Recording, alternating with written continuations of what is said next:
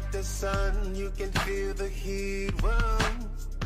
When the pressures rise, building up inside, trying to break it down. But you come back stronger, ready to fight. Can't wait any longer. It's our time. It's like a force of nature. No stopping now. It's the stars to make it. Stronger than that. It's like a force of nature. No stopping now. It's the stars to make it. Stronger than that. Stronger than that. Ethan Burrell, big spin by the 50-60s, it won't be enough. Chris Rucker on the back of Johnny Jones, who covered the spot. Johnny, it's going to Victor Lane at Daytona scores the win. The home place beer company beat by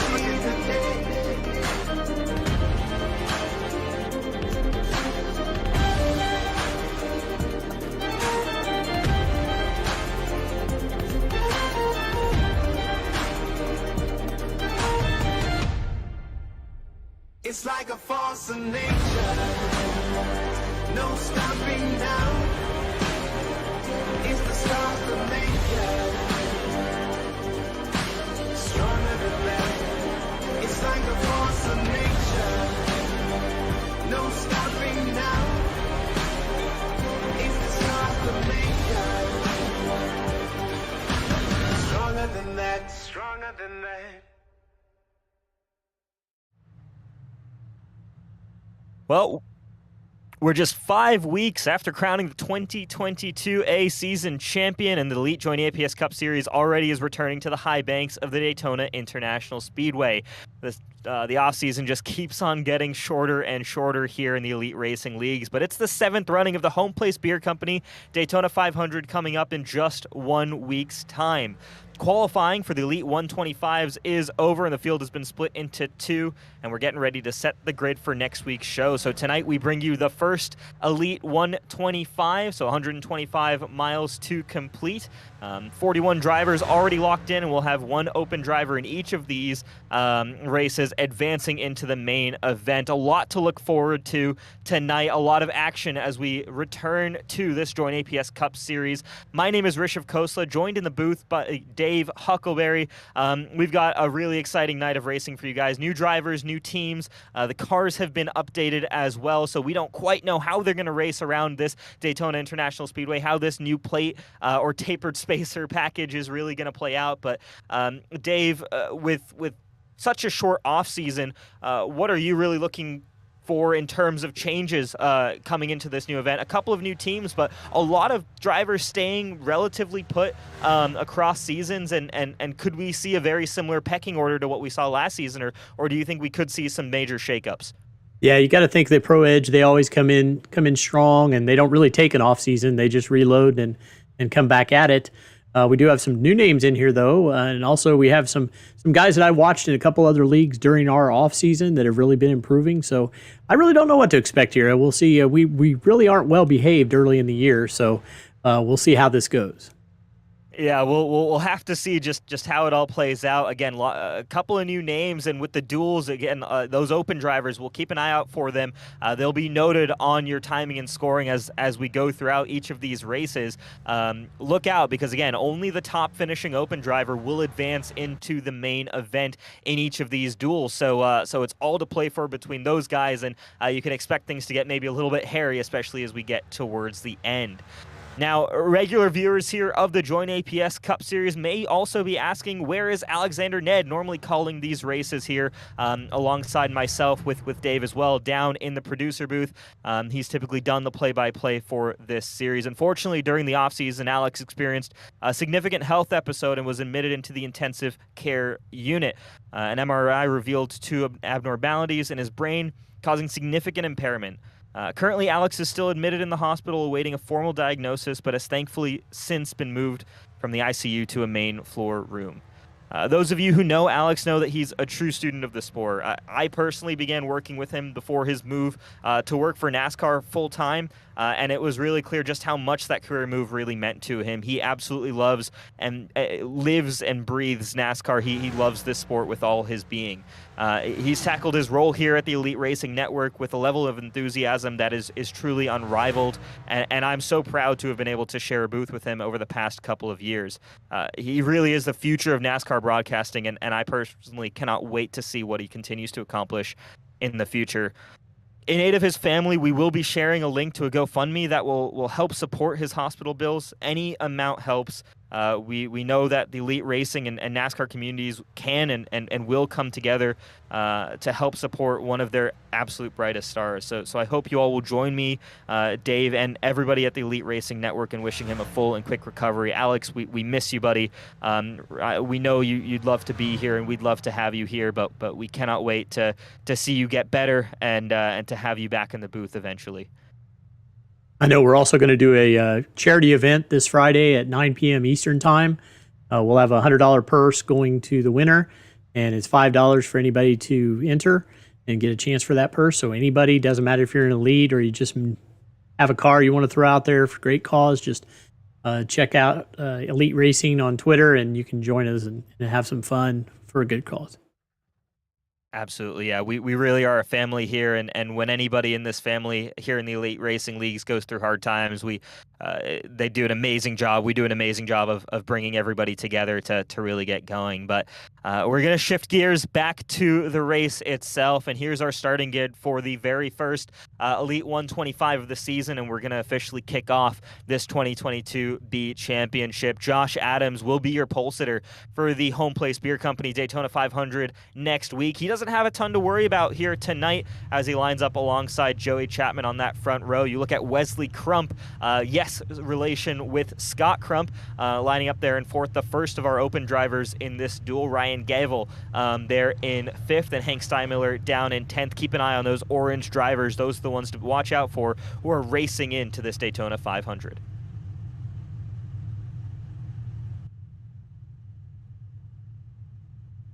As you see the rest of the grid here, and we'll scroll on through, there are a couple more of our open drivers trying to, I think, split them relatively evenly between the duels to give an equal shot to all drivers. So there's Kwame Scott in P14, Latham Joyner in P17, one of our rookies, I believe, Zach Rogers, Kwame Spot, Latham Joyner, Dalton Fredericks as well, all rookies, Enrique Quinones as well, and Ray Bracey, all of these guys, rookies, new drivers to the Elite Racing Leagues. Though I think you mentioned, Dave, you've seen a couple of these guys racing before, and they're certainly no slouches. So new to the Elite Racing Leagues, not new to these cars, not new to racing here on the high banks at Daytona. So it'll be interesting to see what they can bring to the competition here tonight.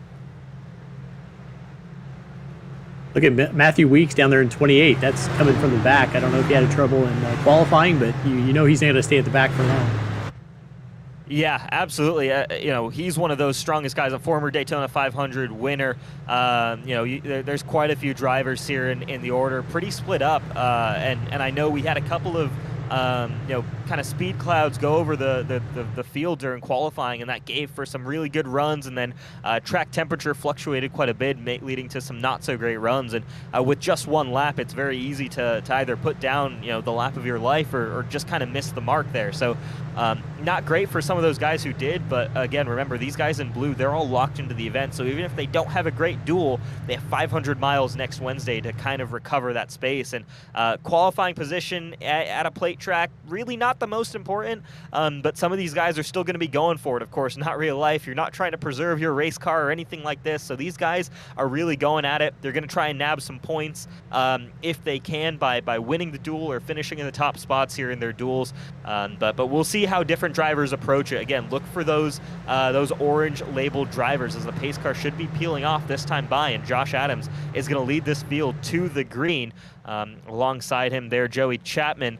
And we are green for the 2022 B season here in the Joint APS Cup Series. Josh Adams takes the field around the tri-oval, and a good start by that inside line, getting organized relatively quickly. You see a good jump there from Josh Robin as well. The outside taking some time to just get together, and still relatively separate up top. 4 drivers there, covering the span of more or less 6 or so drivers on that bottom lane, and that's going to hurt that top line, but now they're starting to come together there. Chapman with a bit of a push here from Crump. We'll see if they can get even with the number 1 car, but right now Adams certainly controls this group.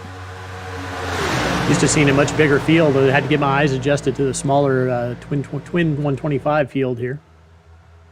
Yeah, absolutely. Normally you'll just see cars continuing to stream off the page here, off the screen here, but you can see this full field here gathered. And as we complete lap number 1, it will be Josh Adams just in front there of Joey Chapman. Chapman, though, really coming back at him.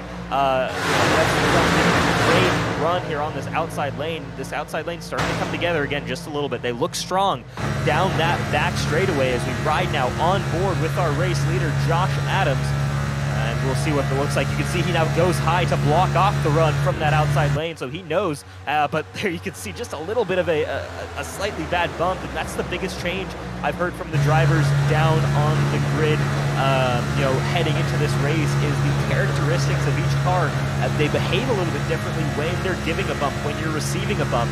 They're kind of modeling the geometry of these noses a little bit differently here, as Chapman now passes Adams, and Adams falls all the way back down to 5th.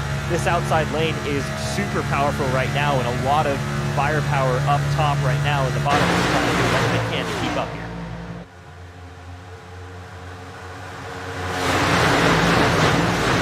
Be back there in the 8th position, our broadcast buddy from last year, Ryan Gavel. I think he's making his return to ERN Racing. Yeah, Ryan Gavel there in the 01 car. We're going to keep an eye out on him. He's another one of those open drivers there, that number 1.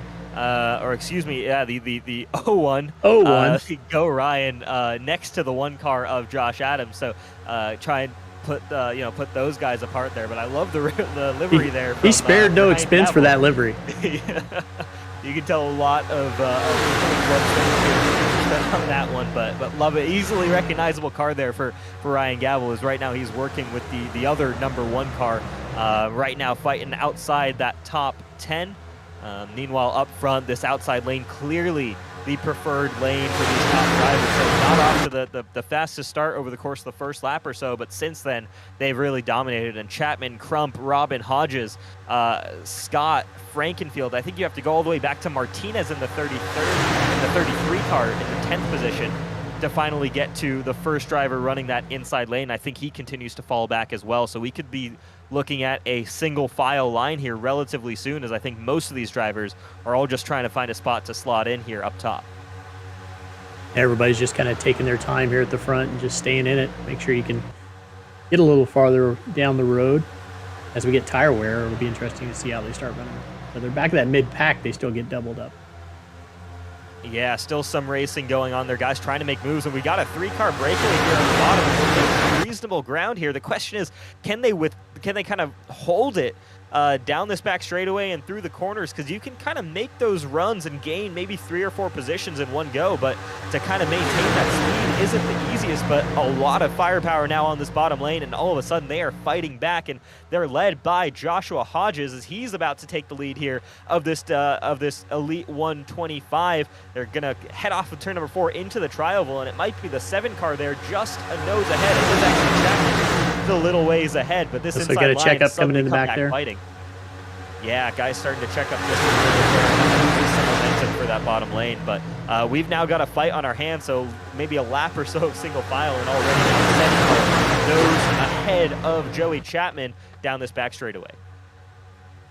Nice job communicating the driver chat to avoid that crash back there in that checkup.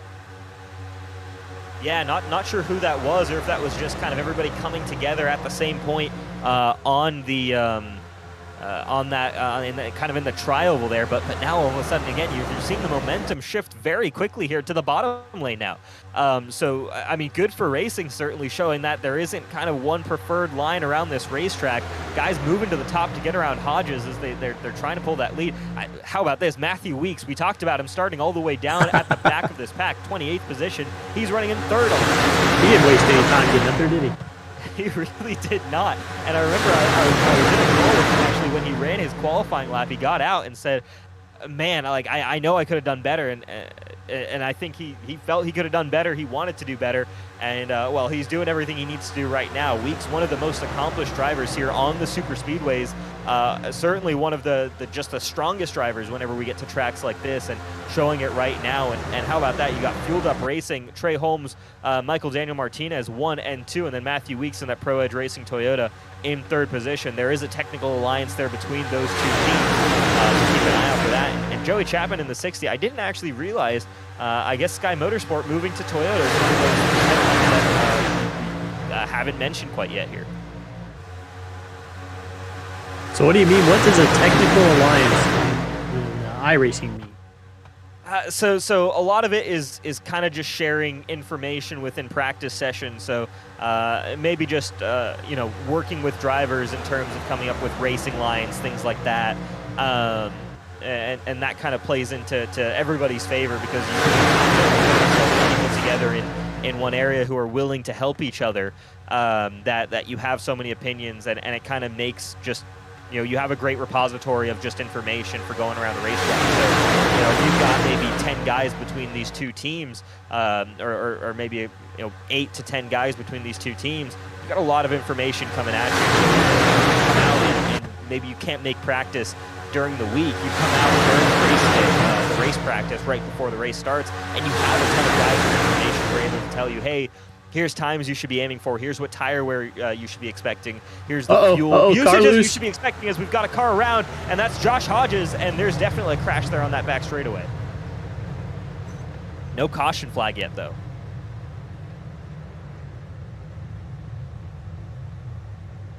The Whiskey Cast replay. Whiskey Cast, yeah. Oh, car's got squirrely there. Just gets loose. And takes out the 83. Contact with 83. Shane Therian? Is that Shane Therian? Yeah, he's in 83. Interesting. So Shane Therian. Maybe we have multiple 83s. Chevrolet. We got some number confusion. Yeah, we got some number confusion when they're not. We don't have the full timers, so sorry about that. Yeah, looks like that's Hank. That's Hank Steinmiller. Hank Steinmiller. Okay, I was going to say Shane Therian. I'd be surprised to see in a Chevrolet there, but there's a replay again of that incident, and it looks like Hodges just got a bad bump. It seemed, lost it, and fortunate only to hit Hank Steinmiller there. But obviously, not much damage for those guys. But with there not being a caution, they are going to go down a lap early, and that's certainly going to hurt them moving forward, unless they're able to get a caution, grab that lucky dog before going down that full lap. I guess we'll have to see on timing and scoring when they come around.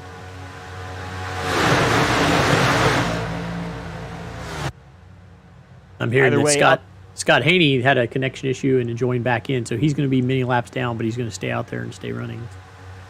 All right, so we'll keep an eye on that. Scott Haney does show up there, 28th on your ticker. So, yeah, we'll see what Scott Haney's able to do. Maybe just be able to get some practice in for the 500. Another one of those drivers who should be locked into the event next week. But up front, it is Trey Holmes, Michael Daniel Martinez, and Matthew Weeks still your top three. Joey Chapman still in fourth position. Then you've got Crump and Scott there in fifth and sixth, both fighting it out for that top opening position.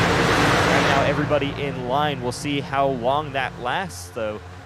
If either one of those guys comes along, you don't want to take that risk unless you know someone's going down to the bottom with you.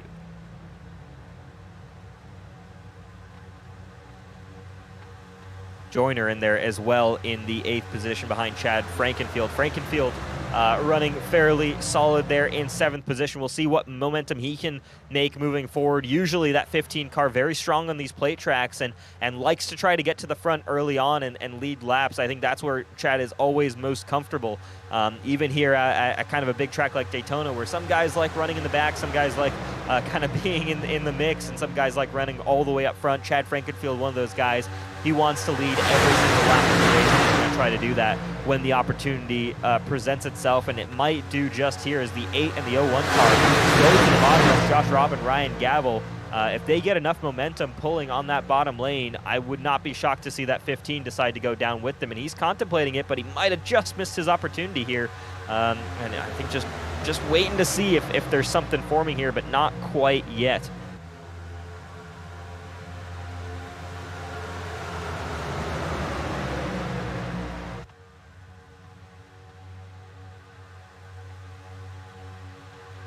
Joyner then side by side with Josh Robin there as Robin just tries to make some forward momentum on this outside lane, but with just 2 cars, Robin and Gavel, it's just going to be really tough for these guys.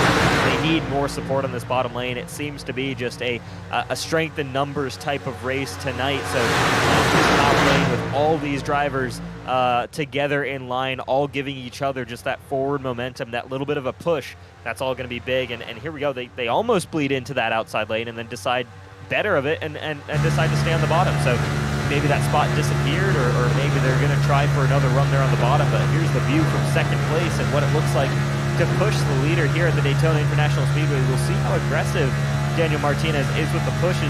This is a teammate up in front of him, but right now not even close to the 88 car really. Through the tri-oval, we'll see maybe heading to turn number 1 if there's anything, but not quite. I think he's just getting close enough to create that air bubble with that 88 car and kind of propel him forward using that rather than relying on kind of that physical push. I think if we go down this back straightaway still on board, we'll get a really good idea as to if guys actually are pushing, if they're being aggressive. But right now it looks like a relatively solid gap there for the 33 car, and yeah, no pushing right now between these 2 leaders. So just happy to sit and ride for the most part, and I think everybody's more or less in that same boat here. We're only on lap 15 of 50. Matthew Weeks in 3rd, about the same. He's kind of staying the same distance off of him. Yeah, and at this point in the race, there really is no point in making kind of aggressive bumps and taking unnecessary risks. Putting yourself in danger, putting another car in danger, because it's so early on in the event. There's still so much racing to go, and right now, again, everybody's just happy to ride, kind of settle into a rhythm, figure out who your friends are, in this pack, who you can work with, who you feel comfortable maybe once or twice getting a bump from. All that kind of stuff plays in your mind as we get closer to the end of this race, and not just the end of this race, but also as we get into Daytona. You're going to remember if somebody wrongs you here in the 125 when it comes down to the 500, and if you have to decide to bump, but chaos as the 7 goes around again on the inside of turn number 4. Josh Hodges' day goes from bad to worse for that 7 car, and I think he's going to slide into pit lane. No, he's actually going to stay out on the apron. Again, keeps it all pointed in the right direction. We stay green for now, but that looked like he was kind of just the victim of wrong place at the wrong time on that. That might have been. This actually looks like the first incident there. We'll take a look here and see. Yeah, I don't. Yeah. Yeah, he didn't even tag his first one or his second one. Yeah, interesting there. So, so no notification there from our timing and scoring about that incident there. But Hodges already losing the draft there again. So it's just so painful there to lose the draft. You see right now on the ticker times that guys are running, and that gives a reasonable indication. Qualifying, I think the poll for qualifying was a 49.999 by Josh Adams. Meanwhile, these guys are in the 46s, 47s here running in the draft. Just shows the immense pace difference of being in the draft versus being on your own. Thank you for saying that. It reminded me I had to switch. Yeah. Sorry, everybody. No worries. That was my subtle reminder there. Hey, that was very subtle. I would have got away with if I hadn't said it on the air, right? Meanwhile, Scott now takes over the lead of the open drivers there, moving up to 3rd position. But as he supports that inside lane, I guess a different looking paint scheme there. That's the 95 car used to seeing, I think, that particular paint scheme on the Josh Adams car. This time on Scott's car there, so still that same number 95 look. As again, bit of a jumble there, bit of a checkup, I think, on that outside lane, and now it's huge advantage to this inside. So Weeks, Joyner, Robin, and Gavel all in front of that outside lane, and now they have the option to go up and defend if they want to. And it looks like Robin and Gavel might, nope, they're going to split. No, Robin and Gavel do go up, and they split those two guys in front of them as they all go past. I think that's Trevor Elam now leading the bottom. So Robin and Gavel were able to work from being all alone to getting back to the front. Yeah, they were strong in the bottom lane, even though it was just the two of them. Oh, but very, very messy there coming off of turn number 2. Everybody keeps it pointed in the right direction. Great save there from Matthew Weeks from Josh Robin as well. No, round goes Latham Joyner. Keeps it pointed in the right direction, though, and we will stay green. So, I mean, obviously fortunate for Joyner that it's not worse, but it's going to get a lot worse here if we don't get a caution within the next couple of laps, because he's lost that draft support and he's lost that extra 3 seconds a lap benefit that you get from being in a pack like this. With that, then a lot of drivers, open drivers running into problems. Steinmiller, you saw, had a problem. Joyner, of course, just had an issue there, but still runs ahead of Quinones, and I believe we have someone else behind Joyner, Rogers as well. Bracy down outside the top 15 as well. Fredericks just inside that top 15, but really we're looking at this top 10 battle. It looks like Gavel, Scott, and Crump, and no, not Scott Crump, but Gavel, Scott, and Crump are those guys who are really fighting it out for the spot.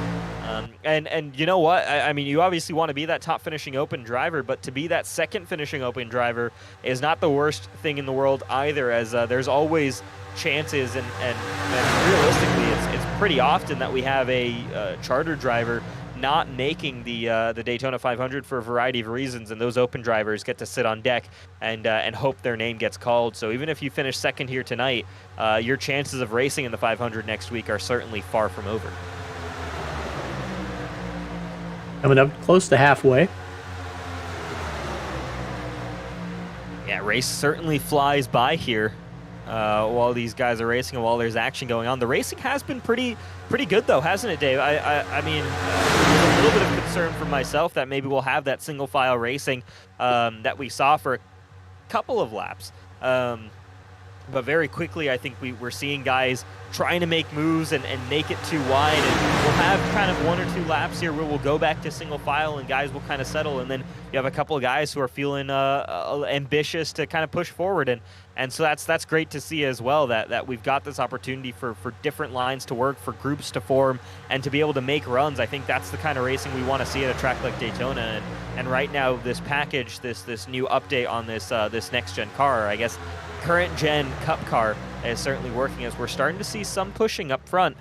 Josh Adams, Trevor Elam, I believe, I'm going to have to remember on the team updates, is Trevor Elam still with Fueled Up Racing, or is he with the new 21 Savage Motorsports that Josh Adams is driving with? Here. Fueled Up Racing. Trevor Elam, Fueled Up Racing still. All right, so different team there, but yeah, I know there were some drivers from Fueled Up, I believe, who swapped over to this new 21 Savage Racing. So that's Josh Adams, one of those. Yeah, Trevor Elam running in second. Elam had kind of a bit of a breakout season last year with that pole position in Motegi, and ran up front for a couple of races, and I think even nabbed a win there at the end.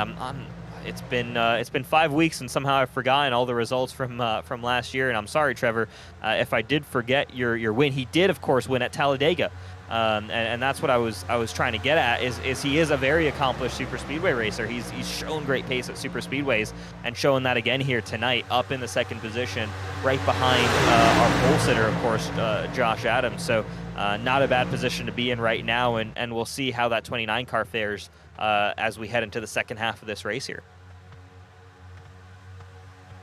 For those following along in the chat, I'm trying to find the link to the GoFundMe for Alex Ned right now.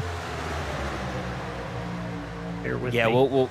We'll get that sent out to you guys, and yeah, again, we're a family here, and I'd love to, I can't wait for Alex to be back, of course. And again, we're all wishing him all the best. But yeah, it's a shame that he's not here with us. But we're gonna do everything that we can here to support him and his family. And that GoFundMe is the best way that we can do right now. Of course, the charity race on Friday is going to be another way that we're able to give back for all the amazing racing and action that he's called for us here on the Elite Racing Network. I do now have that in the chat. Perfect. So Adams continues to lead in that outside lane once again, kind of prevails. In the long run, I think that outside lane is the place you want to be. But if you're trying to make some kind of quick gains, if you want to take that risk to go to the bottom, it can work wonders for you. But you're eventually going to have to migrate back to the top, and that's kind of the shuffle that we're seeing here. As you see the GoFundMe also going to pop up on your screen. But here we go. A little bit of maybe checkup on that top lane. It looked at least from the left camera angle that the bottom was coming, but right now, again, still just kind of not making too much forward progress as Chad Frankenfield now leads that bottom lane. He's taken over the lead of that one. And there again is that GoFundMe link on the bottom right of your screens. Again, we suggest any amount, however large, however small, really does make a difference. So we appreciate you all in the chat who are watching at home. As that number does now switch over, 24 to go, and well, it's kind of strange in a race that's 50 laps long, and this is basically where we're at the halfway point in this. But I'm gonna keep on an Alex Ned tradition and one that we've always done in these Cup races. But I mean, who's looked good to you so far here, Dave? We're gonna try something different here. It's a new season, new cars, new booth for now. New ticker, new graphics, new everything, right? New teams. There's not going to be a commentator's curse anymore. I guarantee it. That's right. That's right. So who's looking good to you right now in this race? Obviously, there's so much action yet to come. But who are you looking at as this is a guy to watch out, not just tonight, but also in the 500 next week? I'm going to go with an open driver, so I think I'm gonna pick Kwame Scott there in the 95. If he will make it. I think he's been just kind of sitting back, and I think as we get down to single digits, I think he's going to come to the front. Absolutely one to watch out for there. Right now runs in 5th and is in the 2nd position past the transfer spot.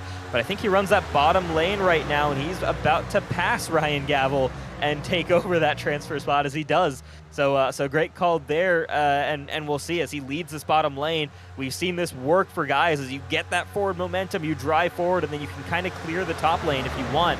I'm going to stick with an open driver so I don't risk, taking out anybody who has a shot to win. I mean, every year I look at Josh Adams, and I think he is kind of the exemplary super speedway racer in terms of pure, raw pace. He has now got 3 home place Daytona 500 pole positions. This is his 3rd one heading into this season, into next week's race. He's just been so unbelievably fast, so unbelievably strong at these types of tracks, and I think he finally breaks through next week. But he's going to start out his strong Daytona week by grabbing the win here in his Elite 125 tonight.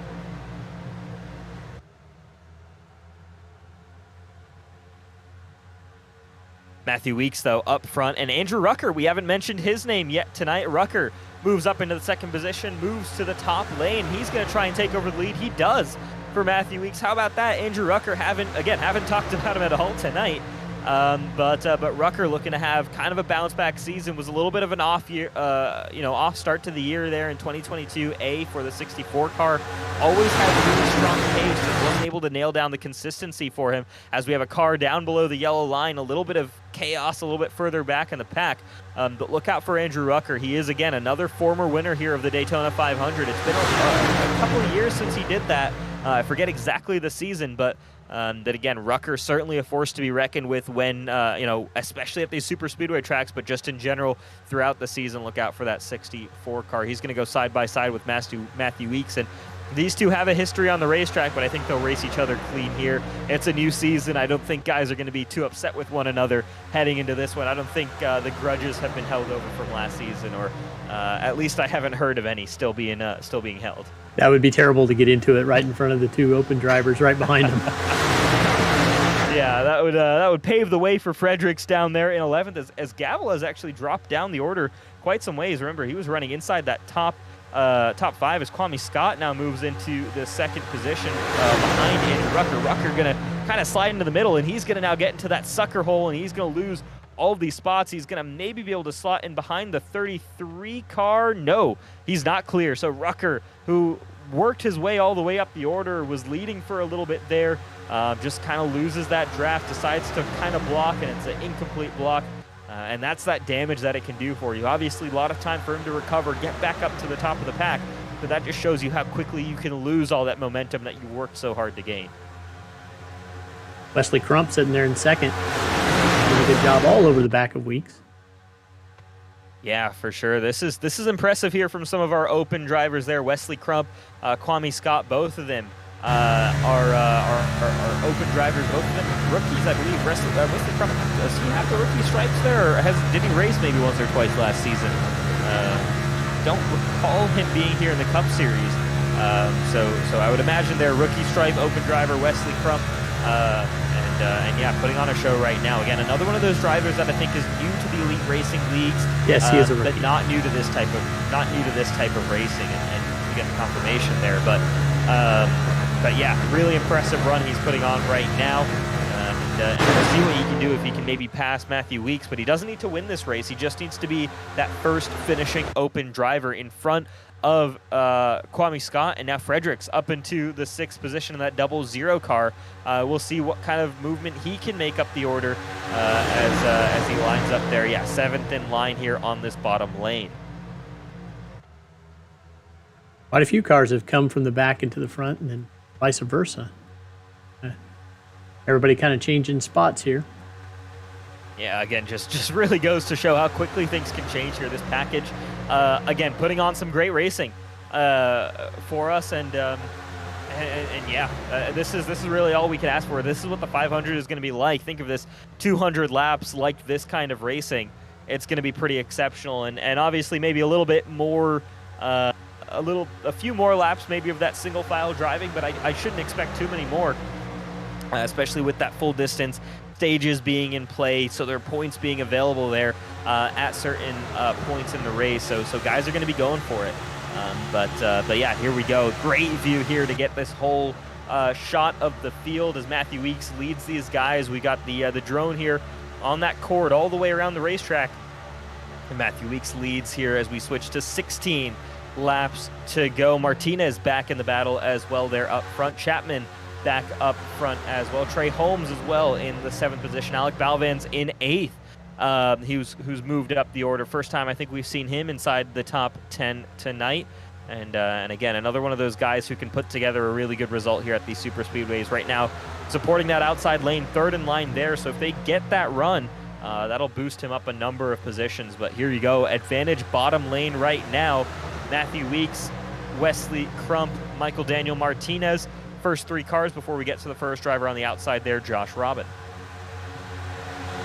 Here we got a couple cars pitting. I don't know what they're pitting for. Oh. We're going to pit a lot of tons of pitting here. Yeah, wonder. I guess 50 laps. I didn't even consider it there. Didn't even think about it. But 50 laps is past what kind of your standard run is here in terms of fuel. So, yeah, I mean, really interesting there, and a level of strategy that we didn't really anticipate, I guess, heading into this race, and one that we probably should have. I was down talking to the drivers, and somehow that was one of those questions that I never thought to ask. Chad's lobbying in the chat to have everybody stay out and just take five gallons at the very end. Not sounding like he's going to get any takers. Robin and Rucker said they're coming to the pits, so let's see who comes. And the rest of them. Yeah, that's basically the rest of them. You don't want to be the only guy out. Yeah, I think Chad there, if it was up to him, might have wanted to stay out, but I guess seeing everybody else come down, I don't think he wanted to run a single lap there on his own, because you will lose a ton of time.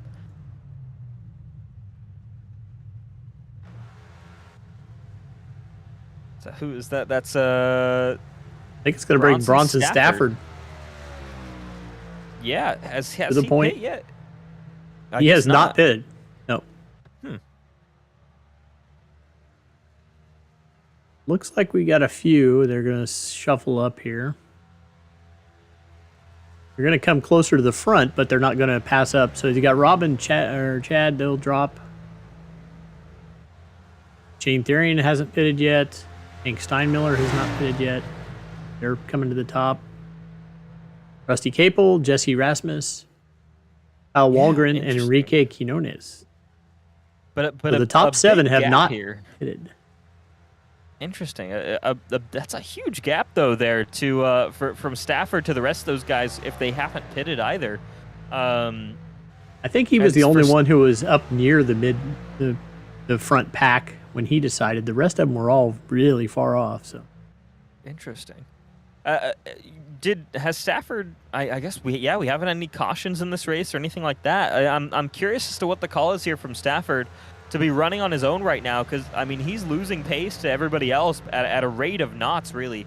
That's okay. I say that just as a slow car gets into our frame there. But if we saw his top speed heading down that back straightaway, I'd imagine he's probably about 15 to 20 miles an hour, maybe not that much, but 10 to 15 miles an hour slower than those other drivers heading down that back straightaway. It is a huge pace advantage that they have by running in the pack. And finally, that 61 car hits pit road, but is it too little too late?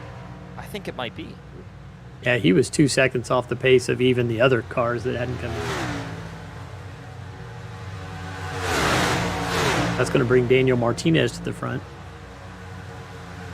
And now that's everybody who's pitted.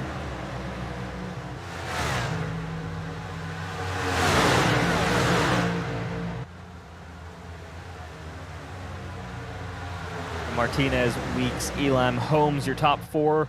Wesley Crump, your first of your open drivers. Then you got Frankenfield, Robin, Rucker, Gavel, and Thornquist, your top 10. Gavel, the other open driver inside that top 10 there. And all of these guys separated by just 5 seconds throughout this pack. And again, just how quickly things can shift for these drivers.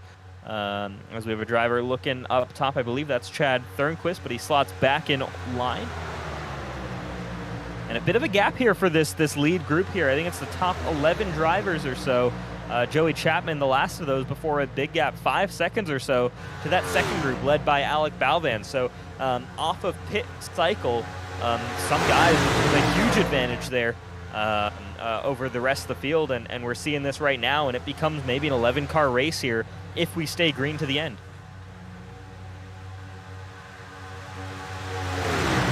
Wesley Crump's in the transfer position. Everybody else. Gavel might make a run for him. Been having some pretty good lap times.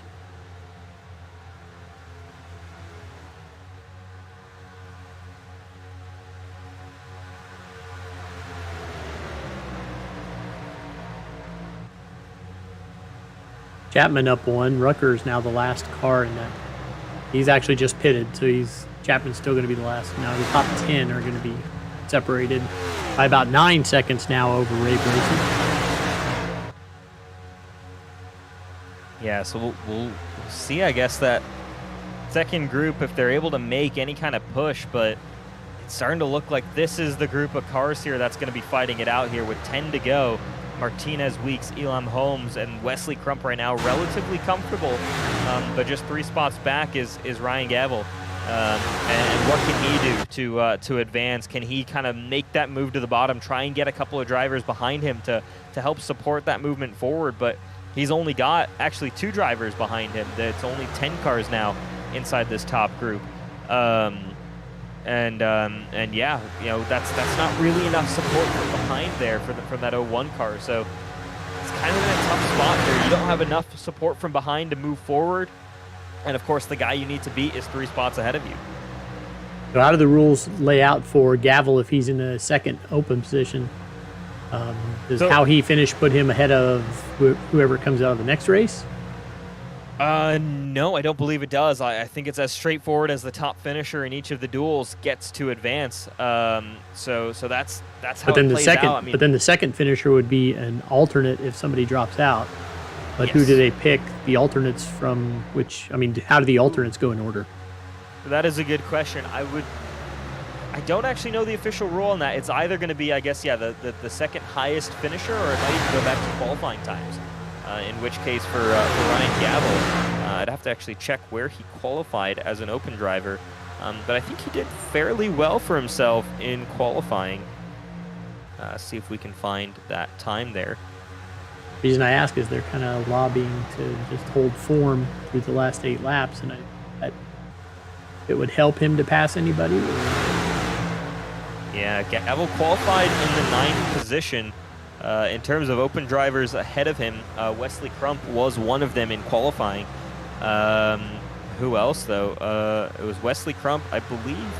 I don't actually know if Chris Wright is running full-time this season. I'm having to get updated. I have all these drivers in my mind who are full-time versus part-time versus open and chartered from last season. But Gavel is certainly up there, probably 2nd or 3rd in terms of open drivers in qualifying as well. So he's in a relatively good spot to advance, no matter Chris what Wright happens. would be an open. Oh, we got a wreck. Oop. And our caution comes out. 7 to go, and it's not over here. Like Scott Haney. This is really going to shake things up. Scott Haney got around. Take a Looks look like and see he's if he all gets by up against himself. that wall. Yeah. Oh, and then he gets Ooh. tagged. See if we can maybe get a different camera angle of that one, because not sure what happened to that 3 car. Oh, just spun it on his own. Yeah, it looks like he got down on the apron and then that spun him. Damn, and let's see who he collects there on the bottom. Oh, is that Gavel? That's Gavel. Oh no. Just as we're talking about him, Wow. Ryan Gavel. Yikes. That's big damage on that 01 car as well. We'll take a look. This is with him, and this is on board here. That slow-mo. You see the 3 car. You just hope he holds onto the brakes, but he rolls down. Oh. And there's not much you can do if you're Ryan Gavel there. Not much you can do there. That's one of those things, and it's kind of hard to see. And obviously, it's a very steep banking here. But yeah, Scott Haney, if he could have held it up on the top of the racetrack, he should have done that, but kind of rolled it down. And that's generally frowned upon there. If he did have control of the car, if he didn't, then it's just an unfortunate situation for all.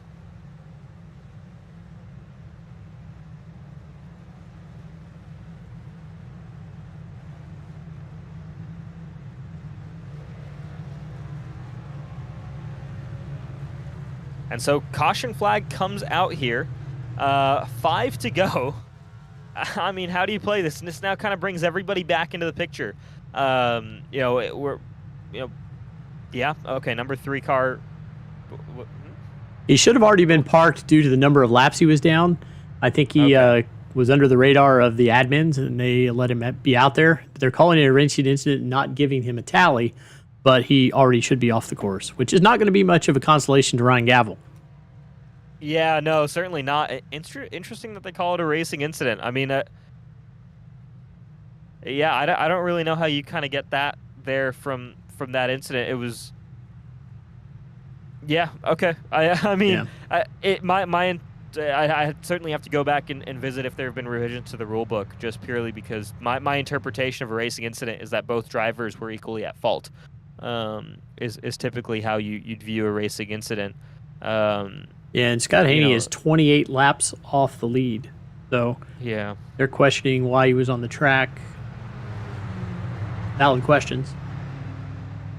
Yeah, but it's unfortunately it's all too late there for Ryan Gavel as he now sits on pit road, and I think he's certainly hoping that the open spots do go by qualifying run and not by finishing position now in the open, as his shot of finishing anywhere high up in this particular 125 is basically shot. So shame to see that for Ryan Gavel, as he's either going to go 1 lap down here or he's just barely going to make it out in time, but with a severely damaged race car, and he's not going to have that many laps to kind of make it back there. We'll see if the lights go off on the pace car this time. They are, so they're going to double up, and we're going to go back to green with 3 laps to go. We'll see if we can make it around to get to the white flag, or do we see a proper type Daytona restart here where kind of all hell breaks loose. 1 caution all night, and now we're worried if we can get 3 laps. Isn't that weird? Yeah. That seems normal. It's always the restarts that give you concern. I'm sure the drivers are in the same boat there, especially those guys who have been up front kind of for the majority of the race, and especially those who were leading late in this race. They're thinking, man, all that work I did to have that 15-second lead over that second group of cars where I only have to worry about maybe 8 or 9 other guys. And now all of a sudden, what have we got? We've got 16, 17 guys all back together in this main pack, all with a shot. We've basically doubled this number of cars in the lead pack here by having this caution come out. And I think we're going to have a few more added as we've got some stragglers who came down pit road joining the battle as well. So we'll see as well. Maybe some guys took some tires on this caution. If that gives much of an advantage at all, I'm not too sure. But if it does, then look out for those guys, because we've basically got this now over 20 cars back in this fight, and I think we're going to see 22 cars take this restart all in the lead lap, all with a shot to go forward, and with 3 laps to go. Again, I'd be a little bit nervous if I'm Michael Martinez or Matthew Weeks, but maybe not. Maybe they'll be able to sort something out here, get a strong start, and kind of defend there for the final couple of laps here. We should be getting back to green here, and hopefully for the last time seeing this green flag wave here in the first Elite 125. The pace car is off, and we're back to green flag racing. It's Michael Daniel Martinez in the 33 car leading the field back to green. Matthew Weeks, though, good launch off the top lane. He's side by side. He's actually a nose ahead. He's a full car length ahead of Trey Holmes as well behind. Michael Daniel Martinez now has the option. Chad in the Matthew middle. Weeks has the option to go to the bottom. Chad Frankenfield, we said he likes to lead laps here. He's going for it in the middle with Nothing good's going to come of that. Oh, you can see that coming. Caution number 2. What did I say? You said I was worried. You said it would be silly to be worried. You called it. Oh boy, here we go. The 5 car spins around, the 15 car spins around. We'll try to see this right from the launch here, and it really starts with just a bad push, I think, from the 8 car to the 15. It might have even been a little bit after that as well. 15 car goes around. Who's that? The 16, I think. Oh, that's Wesley Crump, right? Yep, in the Crump gets hit. 16. Oh no. Number of other cars involved in that one as well. As we'll Kyle watch Walgren. some of these other replays. Kyle Walgren, who's the 82 car there. Take a look here. Watch at the top of your screen. Oh, it's not even a bad push. It's a kind of a side swipe almost there. And so that takes out the 15 car. So kind of a bit of a side swipe there, I think, from Josh Robin. It will be interesting to see what race control views this incident as in terms of fault. But looked like the 8 car just kind of cleared himself and kind of resulted in that whole incident there. But yeah, back to caution, and we will go to green-white checker for the first time in this 2022 B season. It will be a racing incident, so no tallies issued to any of the drivers. Certainly, I think, in my opinion, race control being fairly lenient here tonight on drivers, but we'll see how that kind of factors throughout the rest of the season. As long as there's consistency on what is and isn't allowed in racing, then there's no worries. But now this really opens the door for a number of these open guys. You have Fredericks, Bracey, Joyner, Scott, all inside this top 10, all with an opportunity now, and we really weren't talking about any of them. Kind of heading into, heading into the final part of this race prior to that first caution coming out. And now all of a sudden, by staying out of trouble, keeping their noses clean, they all have a huge shot, and with 4 of them all next to each other, again, could lead to a very interesting second restart here of the night. Now you got to wonder how many cautions are we going to go through now, if you want to guess that. I didn't hear how many. I don't know how many green-white checkers we have. I did not hear that. I think it's 3. I hope it's still 3. I think if we've gone back to unlimited, I could be a little bit concerned there. But no, if we're at 3, then, well, this is still the first one. So we've got a number of opportunities yet to come. Did you happen to catch any of the restarts at the end of the IMS road course race this weekend? I caught, I think, the last 2, and they were something. Yeah. I had sent a text message to my daughter to say I was going to go mow the yard, and an hour later, I still had not gone and mowed the yard. Yeah, that race was something. I think that's an interesting discussion. I know that's been going on about Indy Speedway, Indy Road Course, or even Indianapolis Race Park, completely different track there, IRP, or I guess Lucas Oil Raceway as it's known now. I think it might Locals still be known as we'll that. always call it IRP, so you're fine. And I think that's an interesting discussion that's going on. I think Indianapolis deserves a spot on the calendar, just for what that track is and the history that it has behind it, whether it's in NASCAR or IndyCar. But interesting to see how they kind of proceed with that. I think the road course, the racing has been good. It's just some of those restarts have just been, I think, guys just not knowing where the line is in terms of what is acceptable racing. And I think if NASCAR puts their foot down, you could have some fantastic races going on in that Indianapolis road course. I think you got to take the next gen car back to the oval and see what it can do, because I think I think it was Denny Hamlin who said that nobody dreams of winning on the road course at IMS, but people dream of winning on the Brickyards. Very true. Yeah, no, that's a great point. And I think the Brickyard 400 up until 2 years ago was of course one of those crown jewels in NASCAR, and it's still held so much I think glamour within winning it in NASCAR and how important that was. So we'll see how they progress. I think I agree with you. I think give the new Cup cars, the next gen cars, a shot on that oval, but they do so well on road course racing, and we are adding a lot of road courses though. So I think if we can give up one, I think let's add the Indy road course let's add the Indy Oval and trade Indy Road Course for Road America. I feel like that's a win-win I would go with for that. Everybody. Yeah.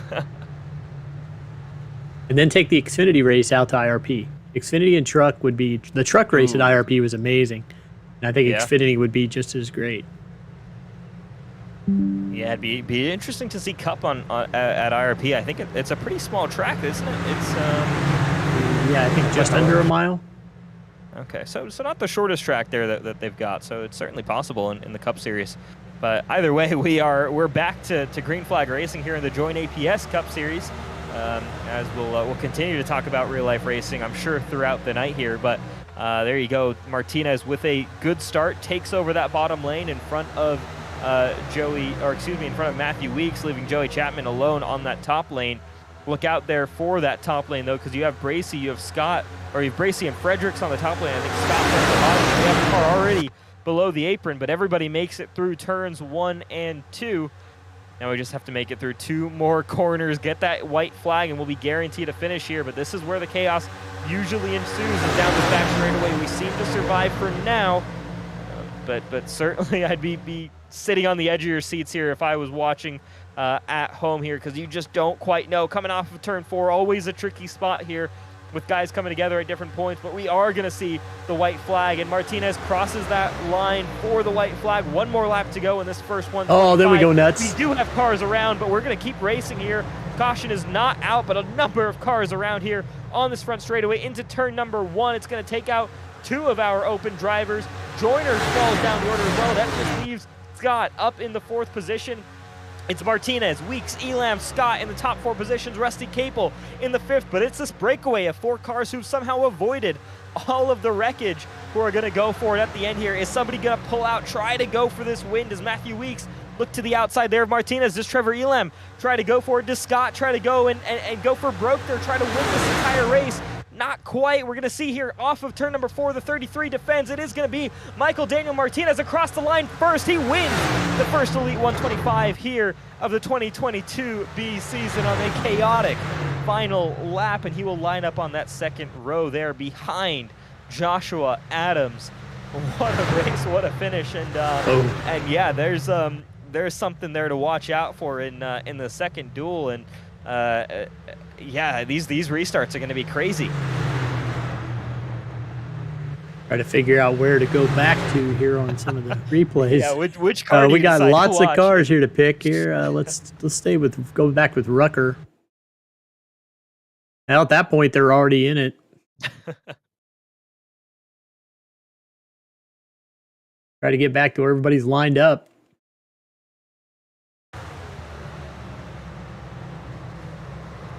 Like Bracy may be involved in it up there. Let's go back to him. It looks like that's pretty early on in the wreck. Yeah, there you go.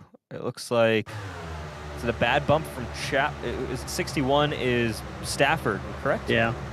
And Stafford into Bracy sends them around, and then they're right in front of traffic. And yeah, and I think everyone's then caught up at that point. Yeah. Man, oh man, but I mean, how about that from the 33 car there, Michael Daniel Martinez, a great run there, and as we watch another one of these replays here, try to see what happens here. Looks like this is just after that's the just wreck, the aftermath. potentially. Yeah, man. Oh, there you go, huge hit there for who was that? Is that Hank Steinmiller That's again? Hank Steinmiller, like yeah. Yeah, bad day goes worse there for the driver of that 63 car. They're calling that a racing incident for everything. Again, no tallying. Alrighty. So then confirmed. So no penalties, no tallies issued here tonight, but there's that final running order as you see that on the left-hand side of your screen. Michael Daniel Martinez will go to that full finishing results. But yeah, Michael Daniel Martinez with the win here. He'll pick up some points heading into the Daytona 500, and that's already great to see from him. And as we'll actually get a chance to bring him in here. We're gonna speak with him just in a moment, and here he is. Daniel, what a race! Obviously looked really strong and clean early on in that event, and then kind of broke apart towards the end. Chaos ensues on the final lap, but that group of you, Matthew Weeks, Trevor Elam, and Kwame Scott kind of break away from the rest of the pack and finish that way. Strong defense on Matthew Weeks. Talk us through what it means to get obviously this great start to the season and what you're thinking of this car, this package, and heading into this Daytona 500. Yeah, thanks. First off, it was just got to give a shout out to Matthew Weeks, Trey Holmes, Trevor. The four of us were, especially me, Trey, and Weeks, were committed to each other pretty early on and worked really well together. So unfortunately, Trey got caught up in that late wreck, but the rest of us were able to close it out. But yeah, the package is pretty fun. Tires were unexpectedly very worn out, so it was very loose on corner exit.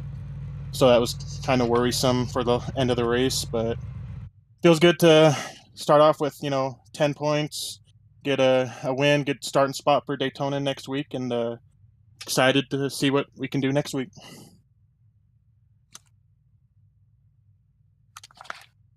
Dave? Oh, I've never been able to ask questions. Okay. Sorry, I'm kind of new to this, Daniel. So what do you do now for, are you going to take in the second duel and start to kind of help out teammates, or do you watch for maybe driver tendencies, or what are you going to do now?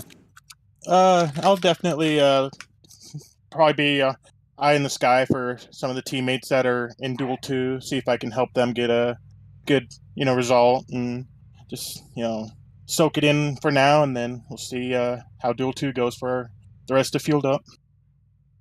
All right. Well, while we've got you here, obviously congratulations on the win. Want to give you a chance to make those shout-outs here on the air on the Elite Racing Network. Yeah, thanks. Big shout to, of course, to Fueled Up Racing. Always, our team works really well together, and I think it showed today again with me, Trevor, and Trey. Big shout out to JD Designs for designing my beautiful scheme. As always, he never fails at delivering some fire schemes.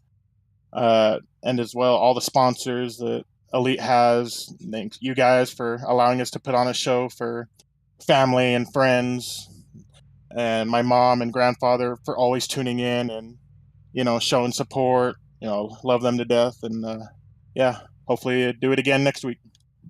Awesome. Congratulations again there, man. And starting there on the second row of the seventh running of the Home Place Beer Company Daytona 500. Best of luck next week, Daniel. Hey, thanks, guys.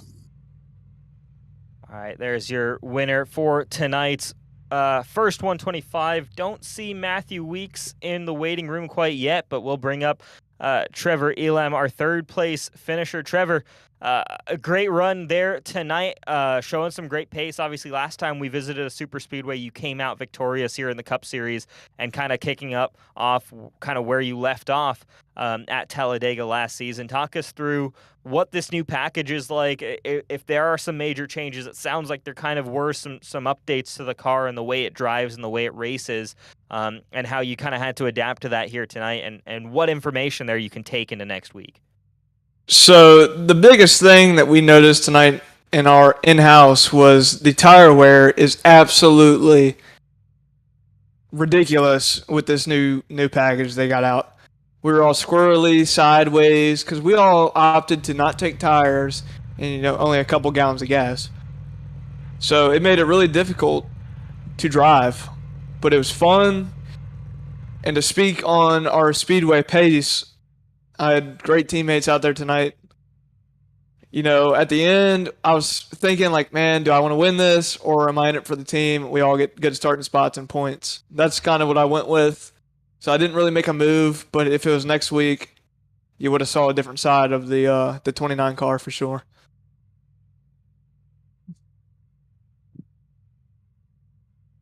Dave?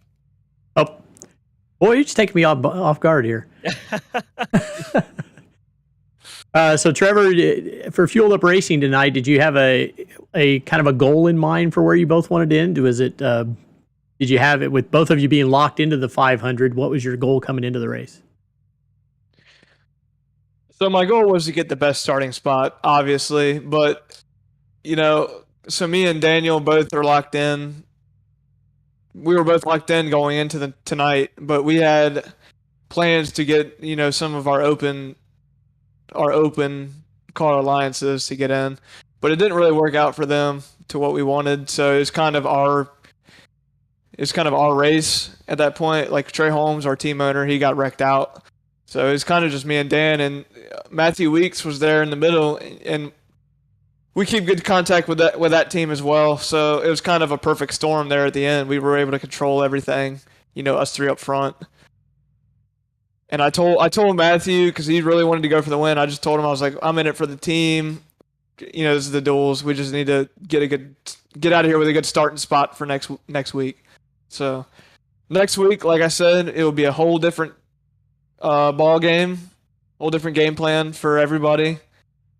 You'll see a lot more aggressiveness out of everybody, exceptionally me. Like I can't wait for it.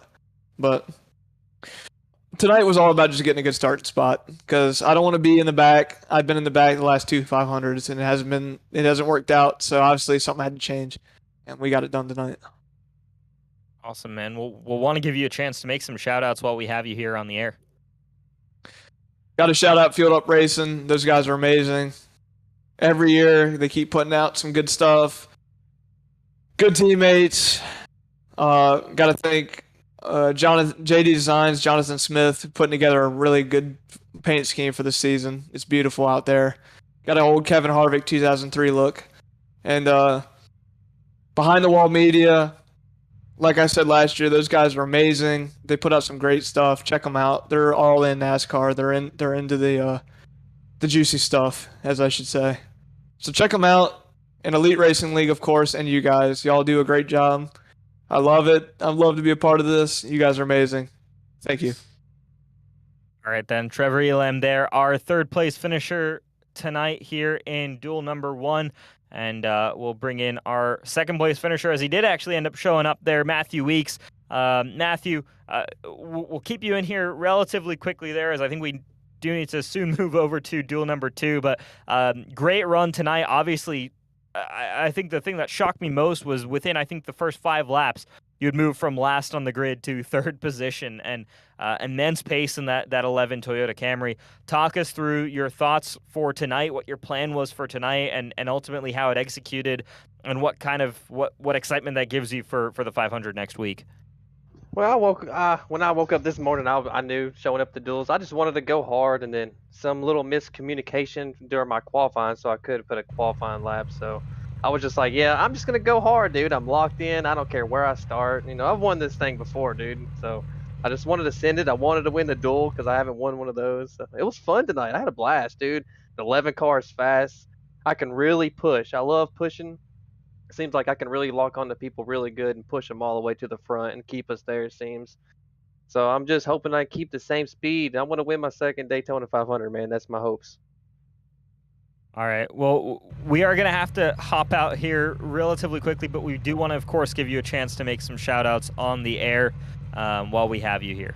Oh, you're good, man. I'm watching too, seeing about to start. Well, you know, JV Designs with my new scheme this season, 213 Simware, man. You can buy merch, Elite, Pro Edge, my shirts.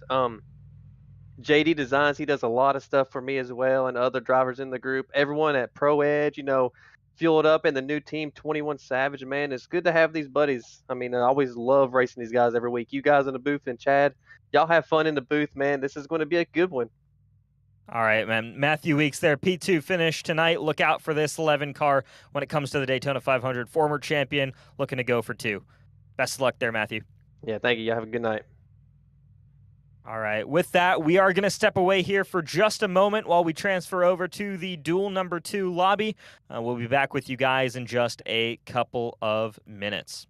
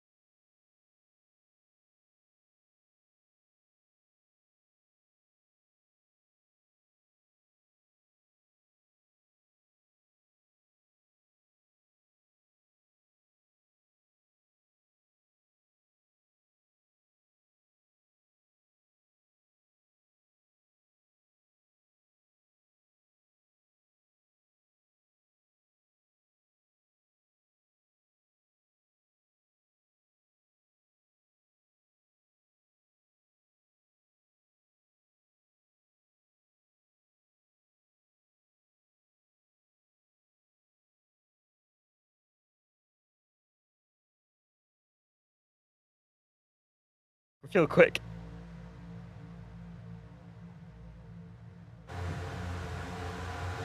All right, and we're back and already underway for Duel number 2. Turns out they advanced before realizing that we were in there with us, so we got some racing already going here. We'll bring you guys back up to speed as we get up to speed as well here. It's Nick Massey, Scott Crump, and Tyler Bodie as well in the second place as Chris Wright now moves up into the third. And Arnold there in 4th. Snyder as well in the 6th position. Look out for those orange cars, just like last time, who are trying to race their way into this Daytona 500. Nick Massey, defending 500 champion, leads the way right now. Kind of, right where he kicked off, but a big, kind of a messy bump there from Tyler Fody, and he holds on to it. But crazy move there as we kind of get back into the action here on lap number 4 of 50. We're right back to it here with duel number 2. Our broadcast buddy Chris Wright back in the seat. I've never seen Chris race, so this will be the first time I've watched him race something with fenders. I saw him race a couple IndyCar races. Yeah, I mean, Chris, very accomplished here in the Cup Series. Made the championship season, kind of disappeared after that. He That's what he always told me, but I just never believed him. I thought it was just a rumor or had in his brain. That he got to show me. I gotta say, I called it, so I can say it's true. But we've got a crash out in the tri-oval. Is that going to bring out a caution? It does. It does. And how about that? I thought the adage always was the first duel is crazier than the second, because everybody learns in the second. But already we're one caution into this second one on just 5 laps in. It looks like that's the 31 is that Gerald Campbell making contact with strange incident there. Kind of looked like the 31 checked up in the middle of the tri-oval. Yeah, it's going to be hard for me to find it. I don't have a 31 in our list, so that may be somebody that has a mismatched logo. So maybe not Campbell there.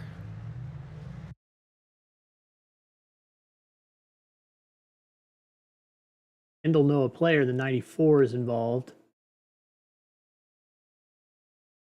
Yeah, the 94 is the white car right there. Justin Vandermaal is tagged as in it. He's the 21. Oh, man. Again, one of those open drivers there. 21 Savage Motorsports, one of those new teams here on the grid. Tate Lytle also involved in the 56. Well, from the He's sounds of coming it, up Tate was slow. planning to... Oh, Yeah, I think he's just going to be involved because he stops on the track. yeah. Yeah, he's no damage.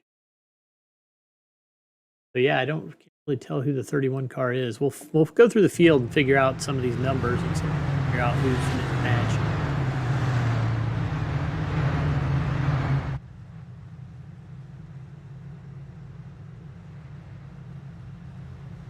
Since we didn't get to give you a grid.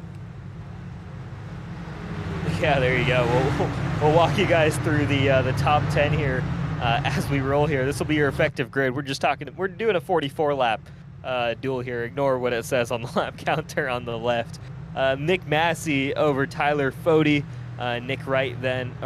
Chris Wright in the third car. Jeff Green, Dustin Dewar, Joshua Clark, Michael Goodman, Robert Hill, Scott Crump. That is Scott Crump, yep. And actually, I don't know the first name of the driver of the number 20 car, as we've got a number of drivers on pit road here. Could this be the pit stop to kind of make fuel here? Could this be the only pit stop that these guys plan to run here, as Josh Arnold there for Pro Edge actually is going to be racing there in that number 20 car. A new name for Pro Edge. At least for me, anyway. Yeah, no, definitely a new name and a new... yeah, that's an interesting one there. Pro Edge normally not associated with Chevrolet in terms of the direct team. So interesting there. But yeah, Josh Arnold running there for Pro Edge Racing in that number 10 car. Again, another one of those open drivers. He's got some ways up to Chris Wright, but obviously a long way to go in this race. And right behind him, a Pro Edge teammate, Ethan Burrell. I'm also not completely solid on these teams. First time we always work these out, and looking at Pro Edge list, and I don't see Josh Arnold on there on the list now. He may have been on there the other day. We'll get that worked out before Daytona. But it is Daytona, Dave. Yeah, I mean the actual race. Yeah. Before the race. Josh Arnold is actually not even on the list of interest. So. Oh, cool. We have no clue who he's really driving for. He's not supposed to be there. This is another one of those instances where some guy just stole a car. Yeah, you're supposed to make sure everybody's off the track before you let the new guys start using it. So that's like when you go to the go-kart track and you don't come in when they tell you to come in. So. Oh man, Josh Arnold there. Sorry there, bud. Well, I mean, we obviously see him out there on the track, and we'll see how he fares here as he hits pit road there behind the 44 car of Michael Goodman. He was just on pit road, was he not? So Yes, he interesting was. to see him coming back down. Not sure if this is to top off on fuel or what exactly is going on there, but that's going to give up a couple of spots there. Wyatt Knadel now moves up to the 9th spot, and Garrison Hogan briefly was there in the 10th spot and the 11th now. Garrison had an incredible rookie year in the Xfinity Series last season. I think made it as far as the championship 4 there. But I believe just a Daytona 500 entry here for the Cup Series. Unsure if he's going to continue to run in the Xfinity Series on Monday nights. I'd have to check the entry list there. But one of those drivers to look out for. We'll see if he can make some forward momentum and make some headway here. Up from his original qualifying position. Looking at Tyler Fode's livery up there, that's about the most color I've seen on a Tyler Fode car in quite some time, at least in my time in Elite. Yeah, certainly. I think ever since he's gone to kind of that dark mode blue egg marketing scheme, there's been a little bit less color, but lots of blue on this one now. And I don't know. I kind of hark back to the old, the original blue egg marketing schemes. That might have been before your time, I suppose. But it was kind of the blue and white and a little bit of black accents there here and there, but. I think that might have even been back in the old truck series there when Tyler Fode first burst out onto the scene here in the Elite Racing Leagues.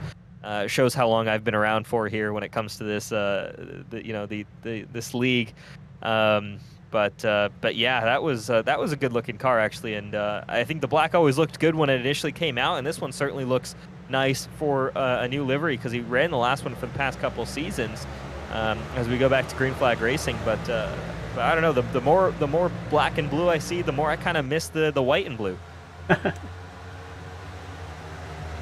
little bit of a different look there for Fode, and of course it looks very similar to the Nick Massey car, who's moved away from the full FRN scheme, or at least all the shared schemes that they had there at the Sky Motorsports crew, and now a unique look for the 48 car, again the defending Daytona 500 champion, as straight away Chris Wright, Tyler Fode up front and taking control of that top lane and kind of leaving that bottom lane in the dust for now. Dustin Dewar leads the way on the bottom, and I think that's Scott Crump immediately behind him is what I want to say, but a little bit tough to see there. I think it is, yeah. A little bit of a different livery for Crump as well, I think. He started to rock that green towards the end of last year. Yeah. Good looking car there for Scott Crump as he tries to move forward here, get the 500 again. Crump, another one of those drivers who can be very strong, and Crump and Rangenfield winless last season. We talked about it pretty frequently. Is they had some of the fastest cars out there, but whether it was stepping on each other's feet or just bad luck in general. That 90 car and 15 car very rarely finished inside the top 10, despite showing really top 5, top 3 pace in most races last season. They're hoping to shift their fortunes heading into the 2022 B season. And again, we're seeing that pace here from the 90 car, but early days here in this duel. And of course, we haven't quite gotten to the main event just yet, but he's going to be keeping an eye on that, hoping that he can get those finishes that car has deserved for some time. Is that Garrison Hogan rocking Miller Lite scheme back there? It is, yeah. Garrison Hogan there in the 22 car, and I can't say we didn't end up covering the Clash event on Monday, but I can say that this Miller Lite number 22 car, he actually ran it as the number 2 car during that event in honor of Alexander Ned, of course our colleague here at the Elite Racing Network, who we've mentioned a couple times tonight, of course, and will hopefully be back covering Joint APS Cup Series races later this season. But Alexander Ned's favorite driver, Brad Keselowski, so he was rocking the number 2 Miller Lite car in the Clash. He's back to his normal number 22 there, but still running that great Miller Lite scheme. So great tribute there from Garrison Hogan there, and we'll see what he can do. Right now, he's got some tough competition here when it comes to open drivers. Chris Wright, to me, really just kind of comes out as obviously the strongest of those drivers, but you have Razimus running in the 8th position ahead. Burrell, of course, trying to make his way in. Garrison Hogan trying to make. This is a pretty stacked group of open drivers here in terms of known quantities. Kendall Noah Player as well, a former 500 winner, down in 23rd position, open driver this season, trying to race his way into this one. So, only one of them is going to be able to make it, but kind of crazy just to think how much talent is there in this open field. I'm anxious to see Ethan Burrell get up there near Chris Wright and watch him go at it. I've heard him talk in some chats after races and stuff. And quite a bit. Yeah, absolutely. Ethan Burrell. It's been last season was kind of semi full time. He was part-time racing last season after his last full-time season in 2021, and now I believe he's a Daytona 500 only entry. And is planning to run just exclusively the truck series just based off of what his scheduling is, which is a real shame because he's one of the top talents we have here in the elite racing leagues, no matter what car it is, but especially in the Premier Cup series. A great talent to have, and it's always challenging for top 10s, top 5s, and wins. But great to see him back for Daytona, trying to make one strong race for the season. We'll see if he can, of course, make the show, though, as he runs right now in the 8th position. That bottom lane, third in that bottom lane, and they're trying to move forward a little bit. They are making some forward movement, and I think they're going to slowly get close to Chris Wright. Might not be able to get past just yet, and Wright has that ability to move down to the bottom if he wants to defend, and he's going to probably have to think about doing that if that bottom lane continues to build momentum the way they've been doing these past couple of laps, because he needs to make sure he doesn't get passed by a bunch of these guys. On board Nick Massey here as he works on the back of Chris Wright. Through the eyes of a Daytona 500 champion here right now, running in this 3rd position behind Chris Wright. Tyler Fody, you can't even see it, and that's something that I think is tough to understand for guys who watch, for people who watch at home and maybe haven't driven these cars, even in iRacing.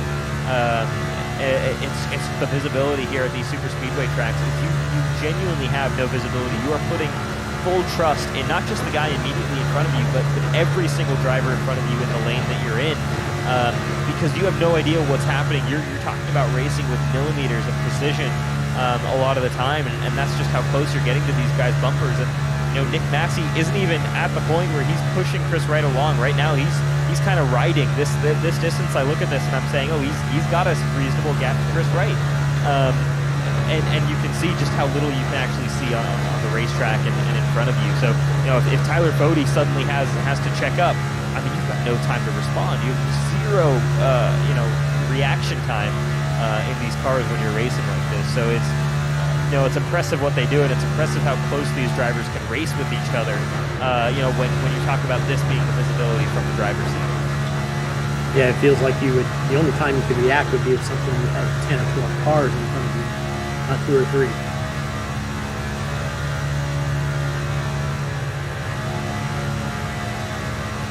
So then Massey ahead of Jeff Green there on that top lane as well before you get to Dustin Dewar, who leads that bottom line as he's swapping positions right now with Joshua Clark on the top lane. Chris Wright looks to the bottom, trying to see maybe if there's a spot to get by Tyler Fody, but he decides better of it for now. But again, he's ready to pop out if the run comes from that bottom lane. I think Chris Wright wants to be leading a lane. He doesn't want to be put in a position where he's stuck behind another driver, where he has to kind of just sit and wait. Feels like that 57 car right now is ready to take whatever comes at him and try to take an opportunity to go to that lead. And that second lane, that bottom lane, is close. They're so close to having the pace and having the position at the top line, but just a little bit is still lacking from this group, and they're getting there slowly but surely. But giving a lot of time for the top lane to react and to have guys maybe come down if they need to. This bottom lane makes. Rish, I just had to laugh. I heard in driver chat somebody saying sorry repeatedly, and I looked down through, and it was Robert Hill, our Canadian. So of course the Canadians apologized. He was so very apologetic to one of his little moves. So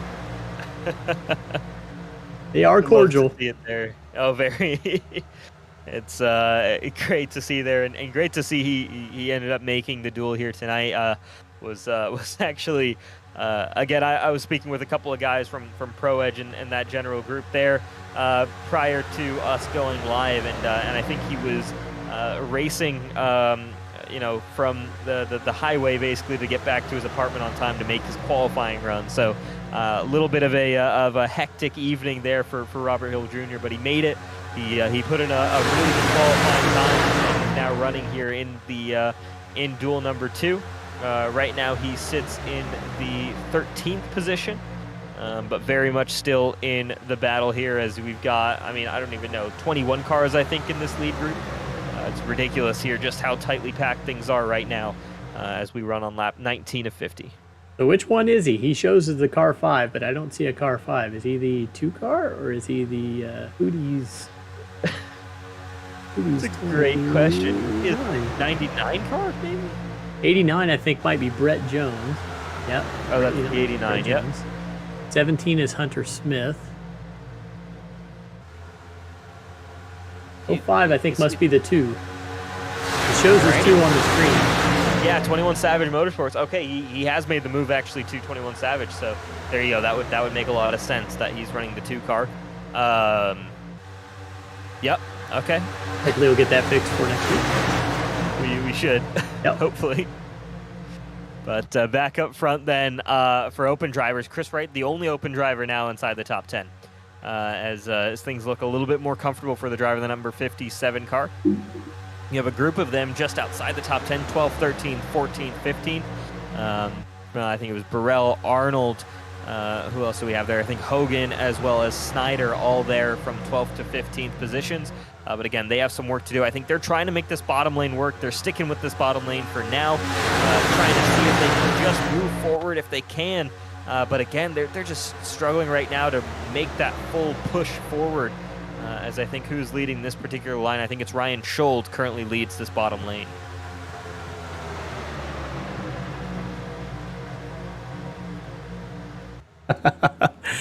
Robert just said in driver chat, Rish, if you're watching, I'm the 2. Okay, there we go. Yeah. Perfect. Thank you, Robert. So he knows, he's probably listening here to our chat as we talk about the race here. But as things are a little bit calm here right now, we're just watching for guys maybe to try and get some runs together. We're actually going to take a moment here. Don't know if we're going to get another caution. As I say that, watch, we're going to get one. But we're going to thank our premier sponsors here at the Elite Racing Leagues, and a few new ones here for the 2022 B season. You've probably been seeing them tick back and forth on the tickers to the left. Start right there on the screen. TA Services. For over 36 years, TA Services has been a trusted domestic and international full service third-party logistics provider offering freight, brokerage, and transportation, warehouse and fulfillment, and cross-border logistics services to shippers all around the globe. TA Services moves what matters to you.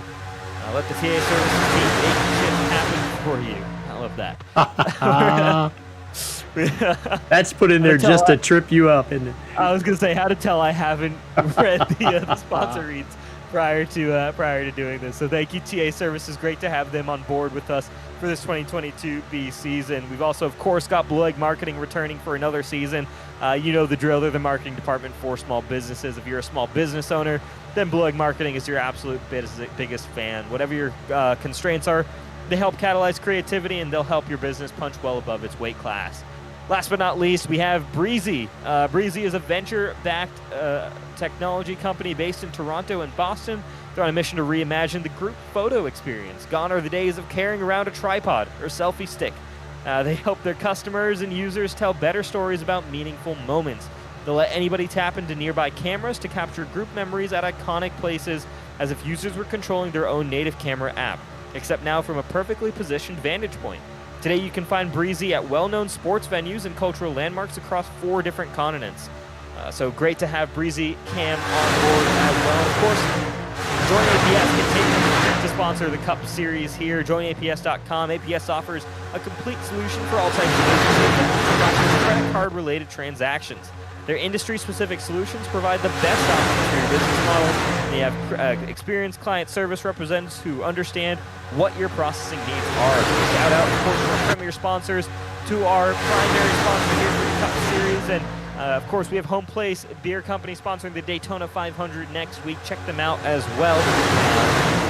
About the 500 then. But the racing continues here as we reach the halfway distance point in the Daytona Duels. Next time by, we're going to get that ticker to notify us that we have 24 laps to go in this event. And with that then being the case, what do you look at, Dave, as one of those keys to the race in terms of guys to look out for? Who's going to have that opportunity to advance? You got it right. I believe on the last one it was Kwame Scott who I might already be blanking out, but I believe it was Kwame Scott who advanced there. Yeah, I think he did.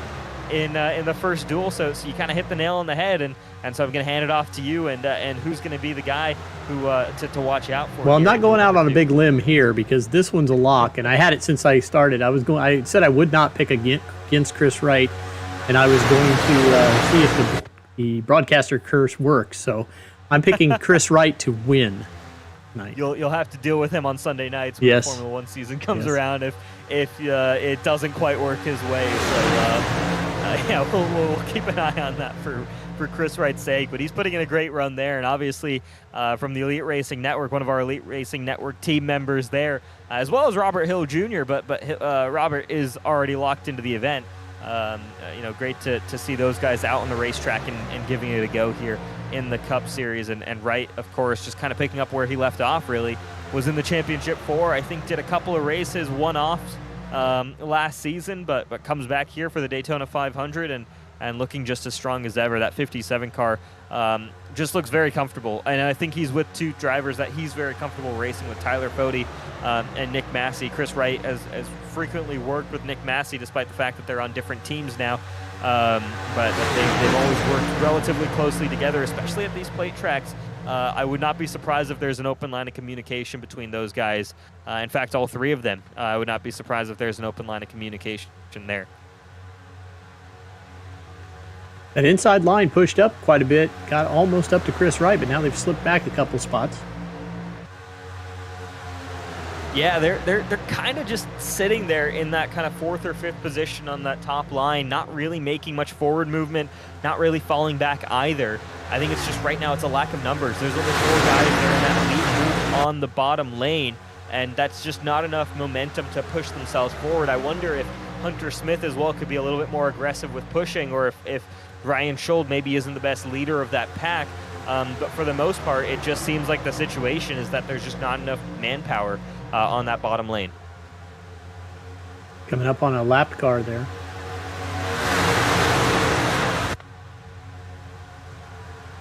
That is the 93 of Cash James. Give him a lap down. Yeah, not great race then for Cash James. They're down in 22nd position. Becomes the first car down off the lead lap, and that leaves, I think, just 21 cars left on the lead lap, and Rasmus, the 21st position car, the last one. I think all of them are basically in this lead group as well. All the lead lappers. Actually, Rasmus is not, and will go down a lap in probably the next lap or two.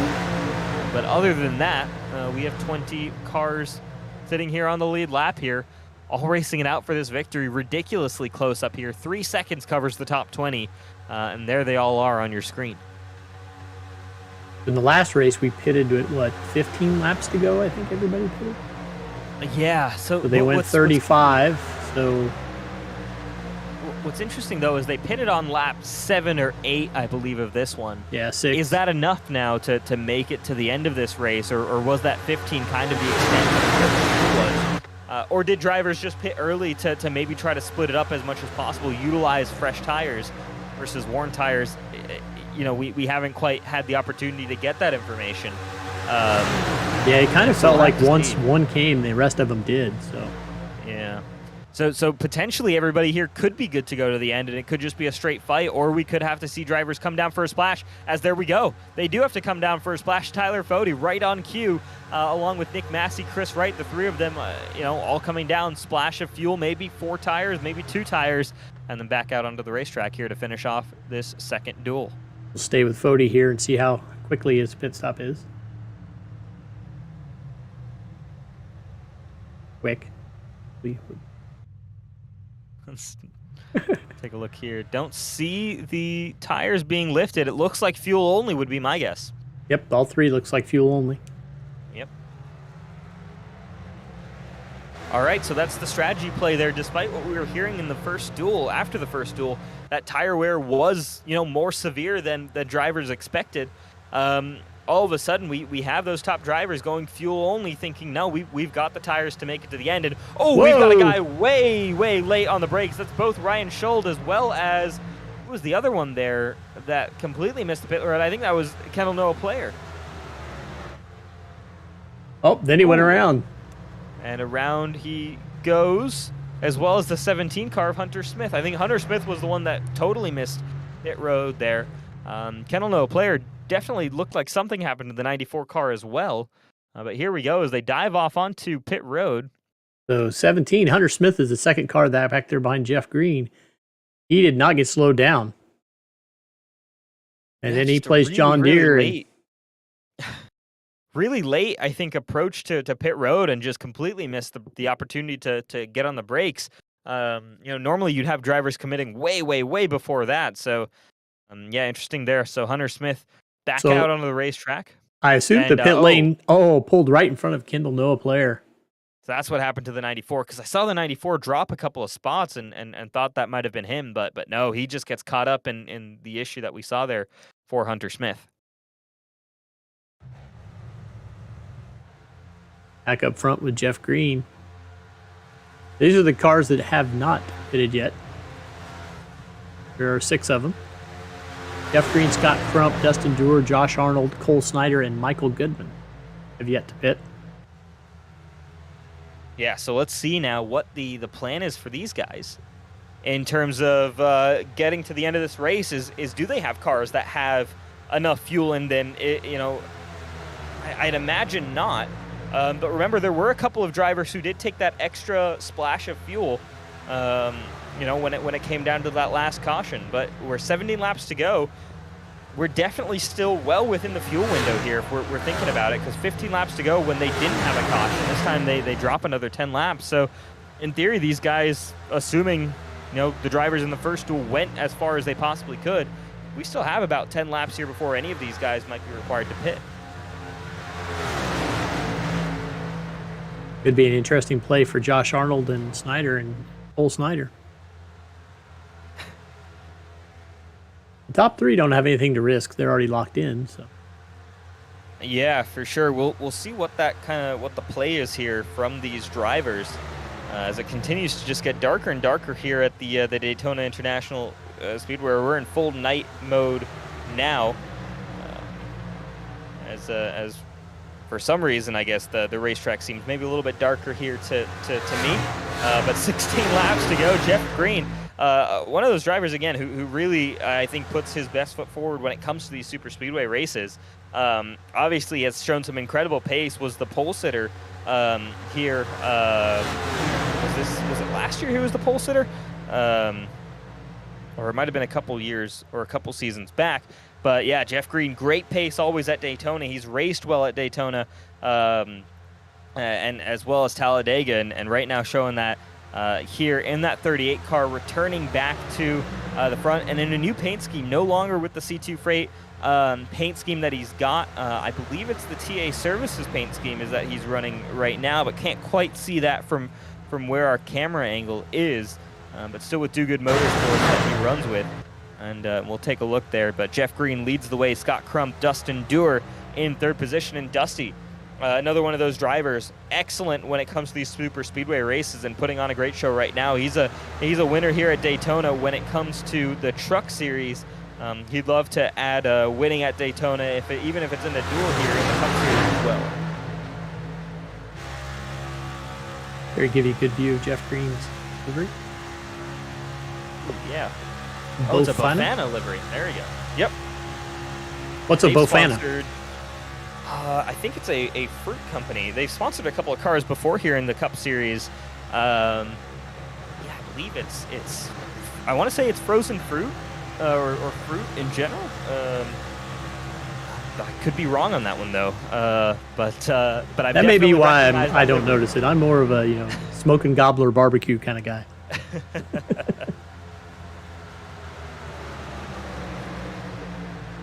Good-looking car there, though, for Jeff Green.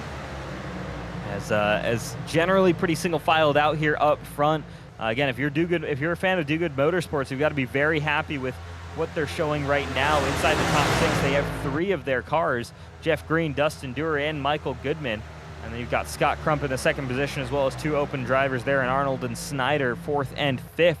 And while things look relatively calm on screen, I can assure you that in the cockpits of that 20 and the 08 car, they're certainly thinking of ways to one-up each other in terms of making it to the end of this race ahead of each other. So we'll see how that plays out. Again, Chris Wright kind of fell back there, interestingly enough, but of course he's pitted while these guys haven't. And so while he has Garrison Hogan not too far behind him, he could still be in prime position to advance, assuming those top 6 drivers do not have to pit. Looking at the lap times, though, that Mr. Fody is starting to cut into that lap. Look at that difference between Goodman, the pack of that pack. There are enough laps. To me, that indicates that those guys are in full fuel save mode up front. If they're dropping their pace that significantly, I mean, 3 seconds a lap is a huge chunk of time there. And yeah, there are certainly enough laps for that gap to totally close up here. I wonder if it's only a few laps of fuel saver, if they're fuel saving all the way to the end here, in which case I don't quite think it's going to work out for those top drivers or who are up top right now, but could be an interesting strategy to try and make it to the end here. Yeah, the way it's playing out, in about 6 laps, they should have Fody and the rest of that pack right on their back. Brent Jones is kind of holding his own out in front of Jeff Green there. Would have thought Jeff would have gone by him, but yeah, Brent Jones looking strong there. That 87 car, I think, has reasonable pace in it. Might have just gotten caught up a little bit early there in some issues. As where does Brent Jones sit right now on timing and scoring? Last right car on the lead lap position. Yeah, 16th spot there for Brent Jones. But yeah, just holding his own just fine. And I think what we're seeing here is, again, that it's the pace of those cars behind is they are certainly in a major fuel save right now.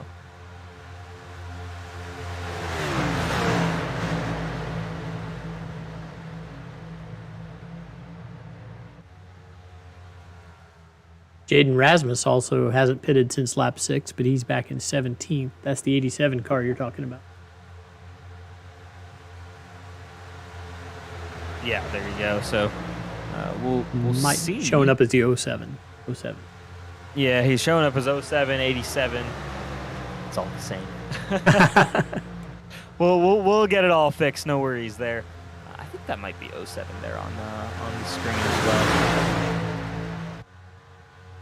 But now Arnold moves into the 2nd position here as he gets by Jeff Green. Jeff Green actually drops back a couple of spots there, as does Michael Goodman now, as they're on that bottom lane there, and the top side is going to be Arnold taking over the lead with the support of the 06 behind him. So it's the 2 open drivers who are on the verge of leading the way here in duel number 2 as we go to 9 laps to go. Could this be an incredible finish here for 2 first-time drivers in the Cup Series, both open drivers as well, leading the way? Or is it just a matter of time before they're forced to come down pit road to pit?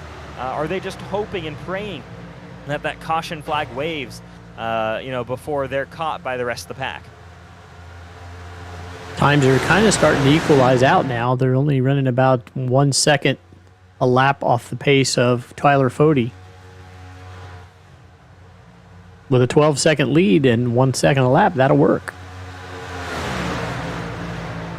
Yeah, it'll be... if it's gone down to only 1 second a lap here, which, I'm not sure if it has, but if it's 1 second a lap, it's going to be very close at the end here, and could be advantage to these guys. But if it's more than that, right now. It fluctuates a little bit, but 1.5 that last lap. We'll see what it is here. This most recent lap, a 48.8, 48.5, 48, 49.9. Yeah, 2 seconds a lap. I'm gonna have to say I'm gonna have to bet on that next group of cars coming through, and you look at Chris Wright and Garrison Hogan seem to be the best position to take advantage.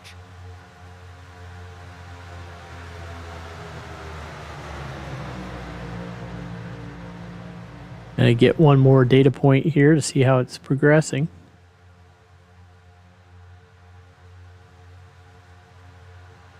Take a look here as they head to the tri-oval. We'll cross the line to complete lap number 43. In just about 9 seconds, 10 seconds or so, we should get our update. 1.3. It's stabilizing It's gonna be kind of tight. around the 1.5 second. It's close. Man. Yeah, That would be it's gonna 10 very seconds. tight. Yeah, that's last Oh, lap. Man. Yeah, of course. But then you're sitting in 7th as you get to the last lap. So Yeah, Yeah, what- I mean and you might be equal on tires by then. Yeah, I mean, well, tire-wise, I think they're similar. It's the question of, are these guys able to pick up? They've picked up the pace a little bit, and it's down to 48.3, which is it's respectable time. And if they can be about 1.3 again, okay. If it's 1.3 seconds per lap now, and it's sitting at 1.3 seconds a lap, oh man, it's going to be close at the end here. Very, very close.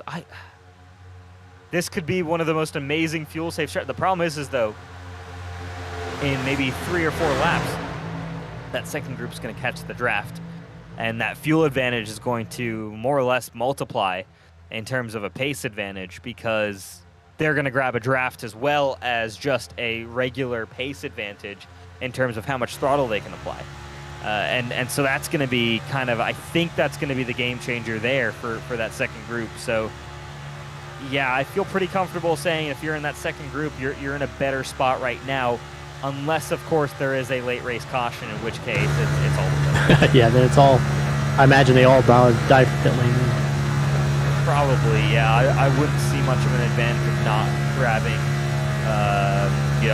fuel to make sure you make it to the end of a number of green-white checkers, and maybe even tires could be a move based on just what we've been hearing about the tire wear. But here's the view from Tyler Fode's number 40 car. And remember, I mean, Fode last season only came away with one win, as crazy as it is to say, but was one of the most consistent drivers throughout the season. He's hoping that he can start off this season with a win and get that out of the way, and it might be the duels. It might not count towards the chase in terms of locking him in with one of those wins, but it's still a win, and it still matters, and it's still just huge for the momentum heading to the 500. And again, the 40 car. There's so many cars I think on the grid that I can look at and say, man, I mean, these guys are great at super speedways, and Tyler Fode's another one of those guys. But here we go, back a look at the leaders right now, as the gap is down to under 5 seconds between Dustin Durer and Tyler Fode. 4 laps to go. We're going to tick over to 3 laps to go. This is going to be so close. I think it's going to be advantage to that second pack, because once they catch up, they're just going to drive by at a rate of knots. But for now, it's Arnold and Snyder. And does Snyder have to make a move now to try and get by and race his way into this Daytona 500? I think somebody in that top 6 is going to have to split off and steal the momentum from that next group. You can't just let them pick a lane and drive right by you. Yeah, the problem with doing that, though, is if they come at you with such a big amount of pace that it's impossible to defend, and if anything, you're just going to cause issues and a wreck potentially. Well, we'll find out here as we took over 2 laps to go, and the gap, it's not closing as quickly as it was, and it seems to maybe be working for this lead group, and if it does, what an incredible strategy masterclass this would be. 3, 4, 5, and 6. Those 4 drivers, I think, have no problem with throwing a block, no matter what is the risk. Yeah, surely somebody's got to go for it. That's not a bad gap here with a lap and a half to go in this race. As Ethan Burrell dives to the bottom there, loose off the corner. He's going to get back out onto the racetrack, but man, this could be these two merging off of turn number 4 on lap 50. Is where I see this potentially coming out here. I mean, it's been close, and they've been keeping it at about 1.3 seconds or so Oh, lap. 22's in. 22's in. Arnold couldn't make it. Arnold couldn't make it. Snyder, 1 to go. Final lap for the 06 car. But is it too little too late? Have the others caught up? Where's Chris Wright? Where's Tyler Fody? It's 1 second, 1.5 seconds behind. Do they have enough pace? Do they have enough gas in the car? Could Snyder pull off a ultimate Dewer's running out of Dewer's out of fuel. Dewer is done. Here we go. So now Tyler Fody, Chris Wright trying to catch up to this group. They've been utilizing the draft, but the pace difference looks pretty significant. Here we go into turn number 3 on the last lap of duel number 2. Is it a strategy game? Is it a pace game? Who's going to come out on top here? Chris Wright, Tyler Fody go to the top of the racetrack. They're 4 abreast coming off of turn number 4 and across into the triover. Snyder still leads Chris Wright down to the middle. Chris Wright's gonna just coming behind. Snyder wins got the duel him. number 2. Wow, what a finish. Man. No way Snyder makes it back to the round. What a drive, what a Nice. strategy masterclass there from Snyder to win here in the second Elite 125. Doesn't pit after the first time on lap number 7 of the race, saving fuel, losing seconds per lap, and still comes out by 2/100ths of a second in front. What an incredible job, Cole Snyder. What a fantastic debut here in the Elite Racing Leagues in the Join APS Cup Series. Take a bow, because that was unbelievable driving. And shout out to Chris Wright, Tyler Fody, Josh Clark. No one else really on the strategy kind of made it work. I mean, Michael Goodman there in 5th, but you saw Dustin Dewar fell back, Scott Crump down in 10th position. It was just that close at the end. Look at that. He even has another fuel for another lap. He has enough to make it to the tri-oval. We'll see if he has enough to spin those wheels up and do some celebratory donuts here. Cole Snyder, what a drive. Oh my gosh. And what a way to kick off this 2022 B season. That is a finish that will certainly be remembered here. We can go head back to the Whiskey Cast replay and just see. And here it is, all taking place in slow motion. Michael Goodman with the block there, kind of on the outside, preventing them from making the move. Then Cole Snyder blocks Michael Goodman on the bottom, goes back up top to Tyler Fody, gives a little bit of a window for Chris Wright. Chris Wright goes up at the end just to maybe try and get Snyder, but it's too late. Snyder with that slight nose in front. Oh my gosh, we're going to have to speak with our race winner here as we watch the replay, but we'll bring him into the broadcast room. What a debut to do it on fuel strategy of all things, and for it to be that close at the end. I mean, we were watching the gap there, Cole, go down, and I think with about 2 laps to go, we realized this could come down to just off of the 4th corner. Who knows? But Cole Snyder, your first race here in the Elite Join APS Cup Series. You race your way into the Daytona 500, not just by finishing first of the Open Drivers, but by going out there and winning it all. Talk us through the experience here of qualifying and racing here in the Cup Series, and of course pulling off this win. Hey man, I appreciate it. It's like no other, man. This is awesome. From the qualifying, like you said, to doing this duel, man. The competition. These guys are wild. The guys are good. These guys are fast. Just blessed to be out here racing. I got a couple friends in this duel. My teammate, Joshua Arnold, man, huge shout out to him. He was running up there in front of me. We were saving together. We had a strategy going into this thing. It played out. I don't know. I'm speechless. I'm never speechless. This is wild. Well, Cole, you're a new name to me anyway. I've been around here for a year, but tell us a little bit about your background in iRacing and what brought you to the 500. I'm friends with Chris Wright. I've been friends with him for a couple years now, and I see. Okay, you're out of here. Get him out of here. Get him out of here. But yeah, we're good friends, and I see on Twitter all the time the tweets going out with this series, and it looks so legit and so well ran. And I race other leagues, and I do well in them, but this one seemed very official, and I wanted to be a part of it. And I'm a truck regular, so I'll be in the truck series on Sunday nights. And I wanted to get out here and race with these Cup guys and see if I can get into the 500, just kind of make a name for myself out here. And I think we did that. Yeah, you certainly made yourself known here in the Cup Series, and certainly those of you at home who watch the Truck Series, keep an eye out there on Cole Snyder, and hopefully we start seeing you more and more here on Wednesday nights, because that's an impressive debut here, Cole. But while we've got you here on the Elite Racing Network here, and after such an impressive result, we want to give you a chance to make some shout-outs on the air. Huge shout out to my teammates, Joshua Arnold, Enrique Quinones. He was in Duel 1. He had a great run going. It got cut short there at the end. He was in my ear, just helping me out this whole race. Can't appreciate that enough. And then I have another teammate in the trucks, Braden Holt. He'll be out here with us on Sundays. We'll have a whole squad out there running. And just shout out to you guys for broadcasting this thing, Chad for running it, and whoever else runs this whole league. It's awesome. I'm just happy to be a part of it. All right, well, Cole, congratulations. Winner of the Elite 125, number 2 here tonight, racing your way into the Home Place Beer Company Daytona 500, going for a 500 championship next Wednesday night. We look forward to seeing you then, man. Hey, I appreciate it, guys. Thank you. All right, Cole Snyder then, our race winner, and you know what? I'm going to let you take the lead here on this one, Dave, as we're going to bring in Chris Wright, second place by just 2/100ths of a second. Dave, I'm sure you've got some thoughts. You're going to make me interview Chris.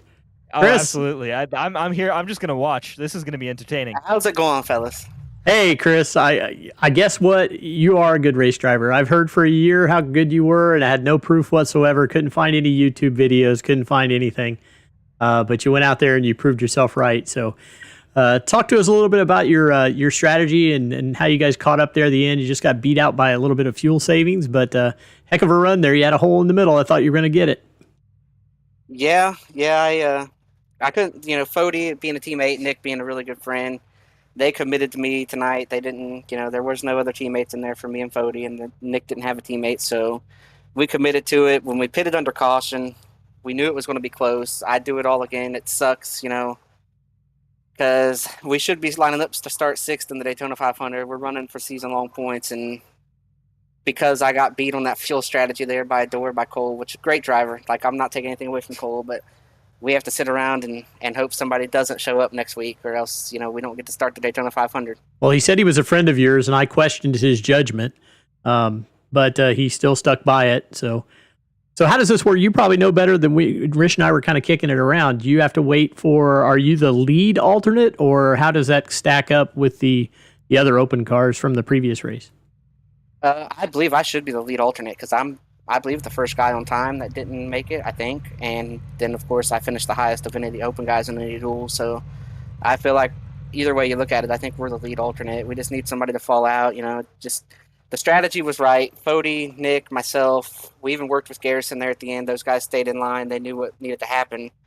Because I was thinking, those guys behind us, me and Garrison going for that open spot, we had to get to these guys first. And, man, we just got to them, I don't know, half a car length too late. Like, we needed to just be a little bit closer, but it was a great race. I hope it was a good broadcast. I know we had some single file going on. We knew those guys were fuel saving. That's why we pitted early and wanted to let them run themselves out of gas. We didn't want to sit up there and lead the race and pit with 5 to go, 6 to go, and, let them save. So we wanted to make sure we pitted soon enough to where they really had to decide how they wanted to attack it. And, a couple of them made it there at the end, and one of them was an open guy, and man, oh man, it was a fun race though. I had a lot of fun being back out here. I hope I get to start the 500 next week. We'll wait and see. I probably won't know until Wednesday night about the time it starts next week. But either way, we put on a good show tonight. It was a great job out of the gate. First race with Fody and everybody, Damien, everybody at the Batflip podcast, everybody that helps Elite. Chad puts on Elite, does a great show. All our new partners, everybody at Lake Norman. TA, I'm trying to look here at the car to see some of these new sponsors. I know we got new sponsors for this season, and so everybody that helps make this happen, all you guys at Elite Racing Network, it's a lot of fun getting to call these races on Monday night, and I hope it was good tonight. I know the first duel I got to watch, it looked like it was a pretty good duel, had a little bit of craziness at the end. We ended up with a little bit more strategy. Well, look at that. We don't even have to ask him to do his shout-outs. He just goes right into it. He knows the drill. Yeah, I was going to say, but I mean, still great to see, kind of stepping back into the Cup Series there, Chris, and really haven't lost a step there. Looking forward to hopefully seeing a lot more of you throughout the season. And I'd say there's a pretty good chance we're going to see you in the 500 next week. Obviously not officially in yet, but I feel like we always have one or two guys dropping out there the night before. So good chance we see that 57 in there racing for 500 next week. Yeah, hopefully so. Like I said, it was a lot of fun. Hopefully we get to start 6th if we make it. I don't know how that's going to work, but I would love to be able to keep the spot that I earned. But yeah, and I want to give a shout out to Alex and everything going on with him too. You know, he's not a guy that I've spent a lot of time in the booth with because I do the Xfinity stuff, but hopefully everything gets better there and works itself out. And I know a lot of people are pulling for him, and I think he knows that. So everything going on with him, wouldn't wish that on anybody. Hopefully it pulls through, and he's back up here in the booth with you calling these Cup races at some point later this year. Absolutely appreciate that there, Chris. And we hope to see you racing next Wednesday night. But in the meantime, congratulations on a strong finish and a strong showing here in year 125. All right. Good luck, guys. See you later this week. All righty. Chris right there, P2 finisher. And we'll bring in the last of our interviews here for tonight. It's been a long night for us, but Tyler Fody going to finish us off there, one who's a veteran at doing these podium finishes. Tyler, talk us through tonight. Talk us through that strategy choice. You know, we spoke with Chris a little bit. Obviously, understand his frustration as an open driver. But talk us through your thoughts there. And did you think those guys on the fuel saving strategy would be able to make it, or let alone win the race? No, definitely not. That was wild. It kept it exciting. I'm sure it was fun to watch. A little disappointed with the result. Obviously, was trying to get Chris in. Being teammates with him and all, and I thought we had the strategy to a T, and I got to give credit to him. That was his call on the short pitting, knowing that some guys were going to be trying to save. We were trying to get most of the field to come in so that the remaining guys would have to run harder and burn more. Still a heck of a job, though, by that final group. I mean, I think we were 4 laps short to start that run, and about 5 of them made it to the line. So just a heck of a job to them. But yeah, the strategy for us was pretty straightforward. We kept those 2 up front, and we're controlling it. Got the pit stop good, came back out, cycled where we wanted to be. Only problem was we were still worried about a few open cars behind us, which is why we didn't take it down to the bottom a couple laps sooner, which would have picked us up some more time, I think. So maybe being a little too conservative there before we decided to get down to the bottom. But all in all, I mean, a great race. I'm happy with my result. Obviously, it sucks for Chris. We learned a few things. And yeah, I mean, congrats to Cole, and hopefully maybe we'll get one no-show so Chris can be the one that comes in. Well, Tyler, I don't have any questions for you. I just have one disclaimer. If you go back and watch the broadcast, it says your team name is Lake Normal Motorsports. I copied that from Chad's list, so do not blame me. I know it's Lake Norman. I will change that. But... All good. We're still working out the kinks here. Love that there. Oh, man. Tyler, I don't even remember if you fully got them in there, but we of course wanted to give you the opportunity to make some shout outs on the air, as you know the drill more or less here. And before you do, I do want to say we hope to see you and talk to you at the end of next week's race as well. We're wishing you the best of luck there, as you got a pretty solid starting spot for that one. Yeah, well, I got to thank the whole Lake Norman group. Unfortunately, on the Cup side of things, I'm the only chartered driver, so it was going to be a stretch getting all 4 of the open teammates in tonight. But I got to shout out Hank and Gavel for giving it their all there in Duel 1, coming up a little bit short, unfortunately. I do got to shout out our brand new signing as of today, actually, before the duel started, so I don't know if this was disclosed or not, but Josh Robbins actually going to be with us for the Cup season, and he was able to be the fastest open car and lock himself in, so huge shout out to him. And shout out to Chris also. He's going to be real strong this season, and tough luck tonight, but hopefully he can have someone back out and get into the 500. I got to shout out Blue Egg Marketing and KNP Graphics for putting the scheme together. It's I'm loving it. Shout out to you guys also for being in the booth. And yeah, I mean, we're gonna go forward here. Maybe get a 500. If not, look to pick up a couple wins along the way. All right, man. Well, congratulations on the P3 finish tonight here. Crazy way to start the season, and looking forward to seeing you race next Wednesday night. Yeah, appreciate it. All right, and those are our top 3 finishers then from the second 125 of the night. And with that, we have a field set for the Daytona 500. We have now just 7 days to go until we kick off the green flag for the Great American Race there for the second time here in the 2022 calendar year. And we'll kick off that 2022 Be Join APS Cup Series here on the Elite Racing Network. It's been a pleasure to bring you guys the action here tonight from the Daytona International Speedway. Of course, alongside Dave Huckleberry, I've been Rish of Kosla. Of course, want to thank our premier sponsors here at the Elite Racing Network and the Elite Racing Leagues, Breezy, Blue Egg Marketing, as well as TA Services, of course, Join APS, and Home Place Beer Company, who will be sponsoring the Daytona 500 itself next week. Dave, any final thoughts? It's great to be back and excited to get going.